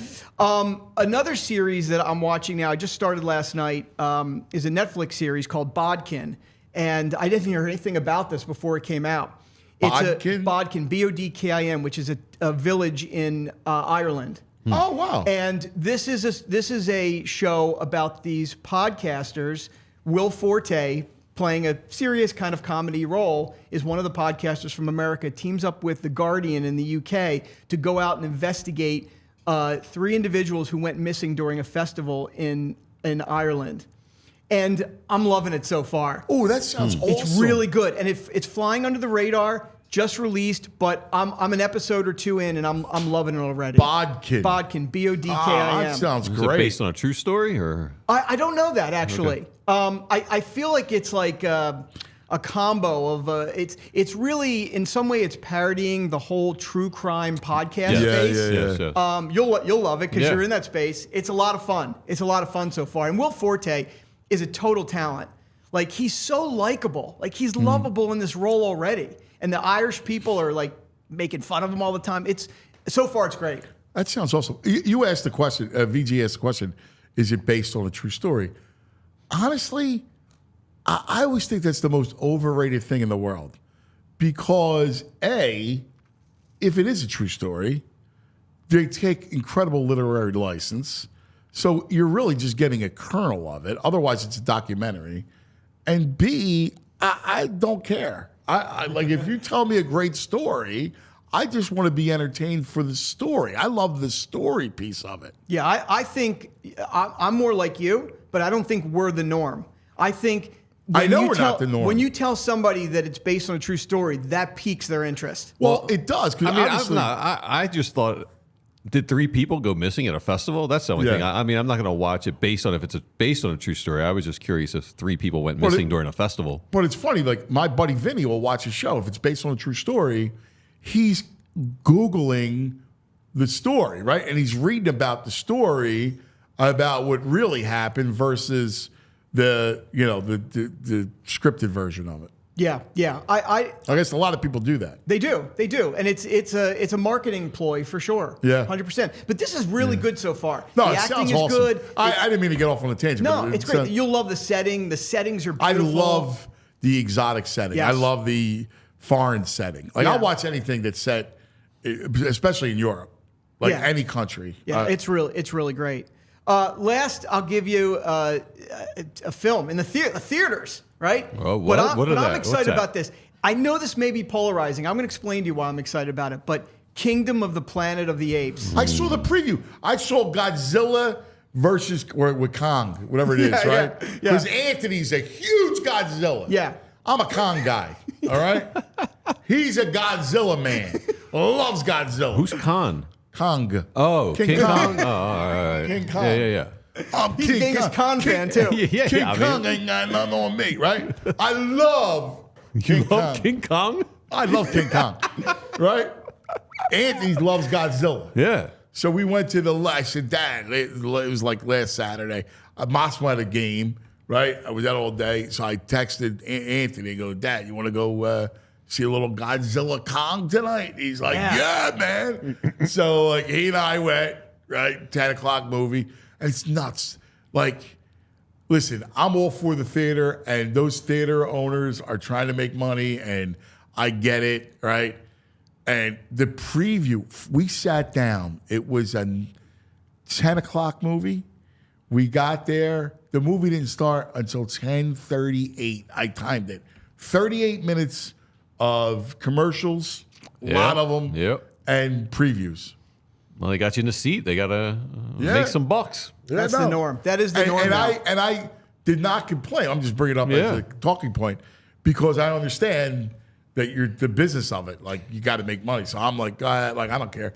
The only thing that sucks about the length of time that you wait before the movie starts is that any snacks you have, you plow through them. Right. And then the movie starts and you're thirsty. Full.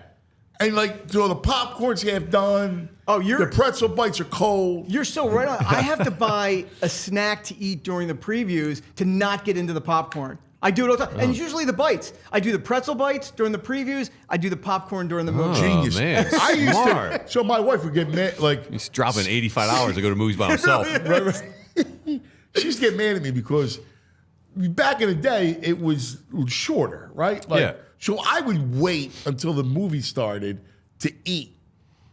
You like not let her dig into the bag? No. I was like, but she used to bug her that I would. It would bug her that you would wait? Yes. She's like, why do you wait? I'm like, because I want to wait for the movie.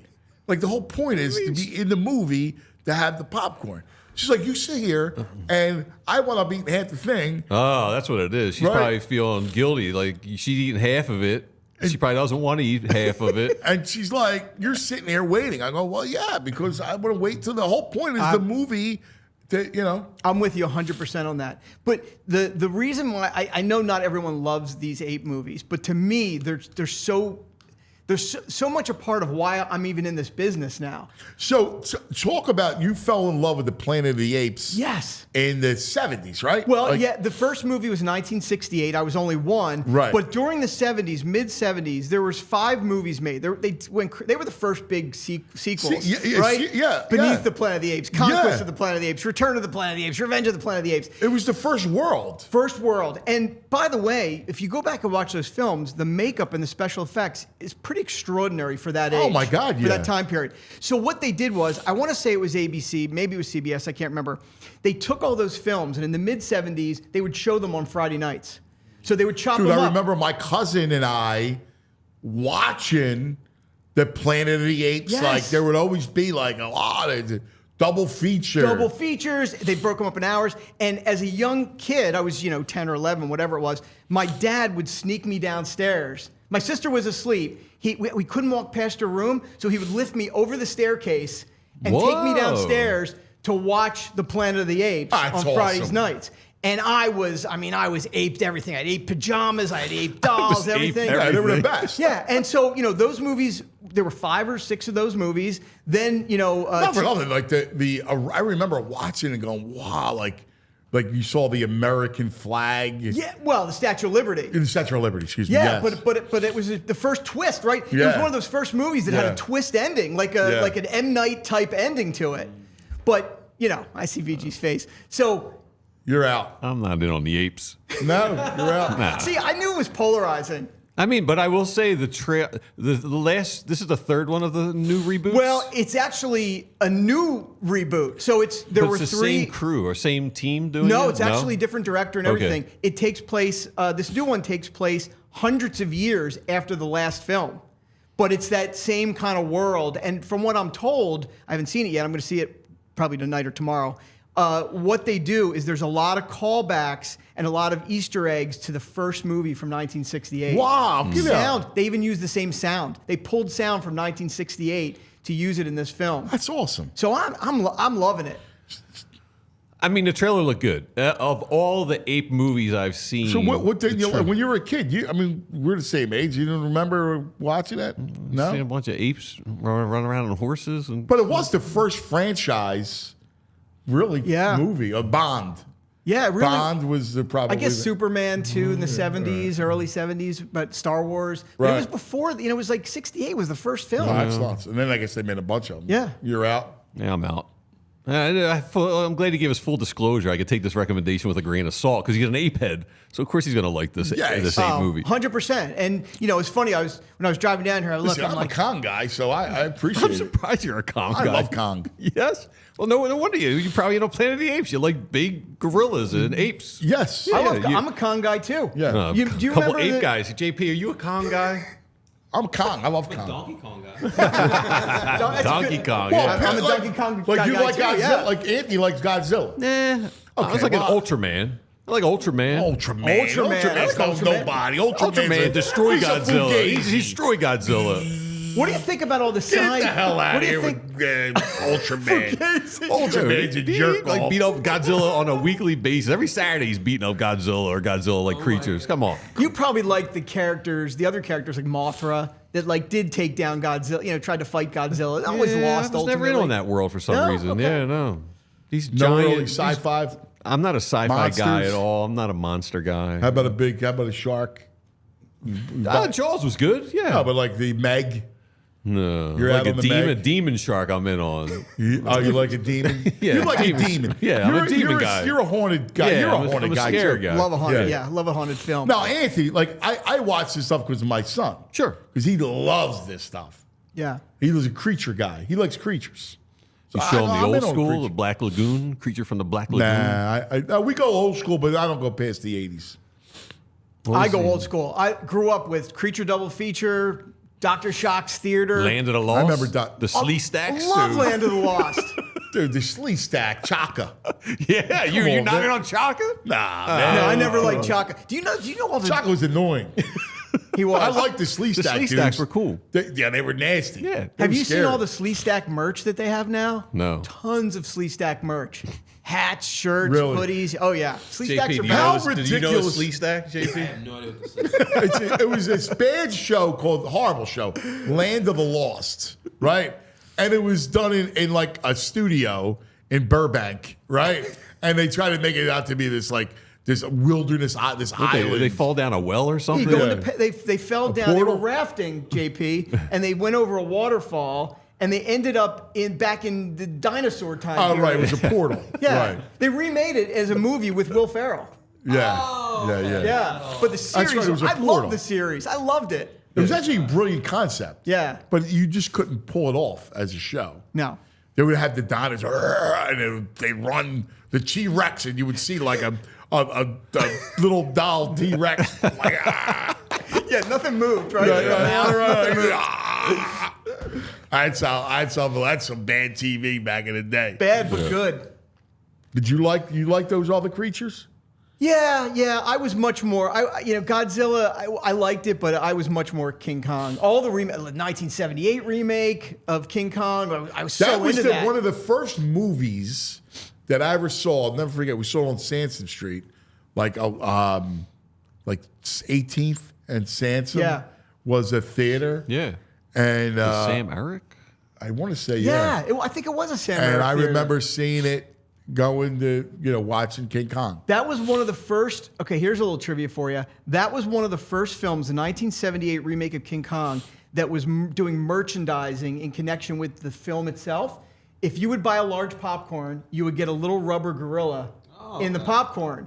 And of course, I begged my grandmother, on Horrocks Street. I'm like, you got to take me down to the Roosevelt Mall, and I have to get this rubber gorilla. But that was one of the first films I remember where they merchandised with the film. Well, And- that's wild. Yeah. That's wild. Yeah. That's cool. Anything else? No, I'll leave you with this because I just wanted to ask if you guys talked about it. Did you guys talk this week about I Play Rocky? No, never heard of it. I was hoping you didn't. I was like, I Play Rocky. Peter No. Farrelly Brothers. He's out there shopping a film right now called I Play Rocky, and it's a comedy based on Sylvester Stallone trying to convince the industry that he wants to do this movie, but he's got to play Rocky. And Yeah, I know. yeah, that sounds good. If it wasn't it's Peter like Farrelly, it's like The Offer.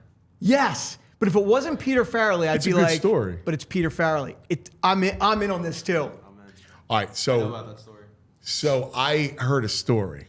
Now I'm going to repeat the story, but I can't say names. All right. So I hear a story recently. I've actually not long ago, and you'll know why. So I hear a story about let's just say there were Angelo Bruno, who was a legendary figure on the boss in Philadelphia, right? There was a meeting at a restaurant in South Philly. And all of a sudden, there was a guy walking up, and there was another guy outside, all right? And the guy walking up wants to go in the restaurant. It's an afternoon, and the guy says to him, "Whoa, where are you going?" He goes, "Well, I have a meeting with this guy who was in the meeting with Angelo Bruno, right?" And the guy goes, "Who are you?" He goes, "I'm Sylvester Stallone. I have a movie script. It's a movie project. I'm looking for $300,000 to do the movie." Wow. And he says, "What? Like $300,000?" So the guy's saying, "Listen, buddy, save yourself, all right? Because if you take the $300,000 and you can't pay it back, they're going to tie a cigarette machine to your back and you're going to be in the river." And I, what's funny now, I don't know how, I suspect it's true that he was actually trying to get someone to help produce the film. Yeah, well, look at The Offer. So that stuff happened in The Offer too. Yes. Godfather. So I'm certain that is true. Yes. And it was Stallone. Is Stallone involved at all? Is he telling stories? The story I read is that he is involved in it. Has to be. Yeah, he has to be. It's actually a very interesting, Yeah. because I love The Offer. The backstory of, like, especially those days. See, I'm more interested in those stories because, like, that would never happen now. No. Like stuff like the characters of the world were so different back in the day. They were like, that's why these stories are almost you can't even believe, they feel unbelievable because they're so different.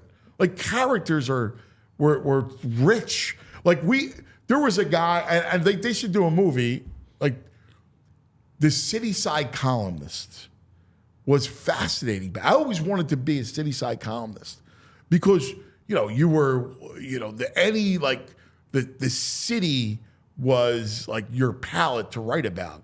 And you were friends with, the law enforcement and the underworld and this person and that person. And they all had such interesting stories. Absolutely. That's why I love that time period. You and I talk about it all the time. Like, if there's a movie about the 70s, I'm in. The texture was rich. Well, did you ever see In the Heart of Darkness, the making of Apocalypse Yes. Now? Like, oh my God, crazy. He's mortgaging houses and stuff. He's renting helicopters. Just crazy story. And the amount of overspending that you could do back then and get away with it, you can't do that now. But it was fascinating to watch them just keep going over and over and over because they were celebrity and they we already spent so much, we got to get them some movie out of it. Yes. You can't do that today. So that's one of the best behind the scenes film documentaries. We should actually do this, and I think we should do this. And we haven't talked about this, but Todd and I are working on a project together, right? And it's something that I wrote, and we should actually talk about the behind the scenes and raising the money for the budget and how it all started, because there's so many people out there that are looking to try to do this. I know, VG, you have an appetite for it. We all love to tell stories, and we all love film and television. And actually, we should each week share a nugget of how we're doing. That would be fun. We could talk about that for hours. Yeah. That would be fun, though. Yeah, we'll do that. We had a call yesterday, it's like I'll start it, right? And I'll start it with this. Every project, you get so excited, especially when it's finished. It's good, right? So I wrote the script. Yep. All right, it's done, and we're now trying to raise the capital for it. And there's a component to it. There's a whole thing, and an industry tied to it. And so what starts off as a $20 million budget, or actually, I'm sorry, started off as $5 million budget, and it balloons to like 15, right? Settles in around 11, and people go, I can't raise a quarter, right? Like, it's like the absurdity, but you think about the belief that it's going to happen. Yeah. It's the human psyche of it. Oh, 100. And you have to think that way. Because if you go into making a feature, we're making a feature. If you make a feature, you have to believe it's going to happen. Because there's a lot of doors you have to kick down. And a lot of luck that has to happen for everything to fall into place. We could talk about it for hours. Yeah. The ride is crazy. And how many of these that you have been involved in? Yeah. It's wild. And you, I mean, it's interesting. Yep. So JP, you got a front row seat of Or back row work in progress, or in my case, failure. Failure's not an option. So I want to thank Julia Hopp. She's awesome. Listen, she was pressed in the early morning duty this week with Andrew on a campground on the beach. She's the greatest. She's our executive producer here at All PHLY and our All City networks. Jules, thank you. You're the best. Love you. Love you. She's got a great Phillies outfit on. She's ready for the weekend. And Ranger, looking to become the first Philly, since Steve Carlton. Yeah, go 8-0. To go 8-0. All right. So we're looking forward to that. Everybody, thanks for hanging. Hope you enjoyed a little overtime and the debut of TV Todd in person in the studio. Todd. Thanks for having me, boys. We love Todd. Everybody have a great day. We love you. Enjoy your weekend. Happy Mother's Day, moms. All right. Happy Mother's Day. We love you guys. You guys are the best. You're the glue to the family. All right. We'll see you on Monday. We all silly like the mayor.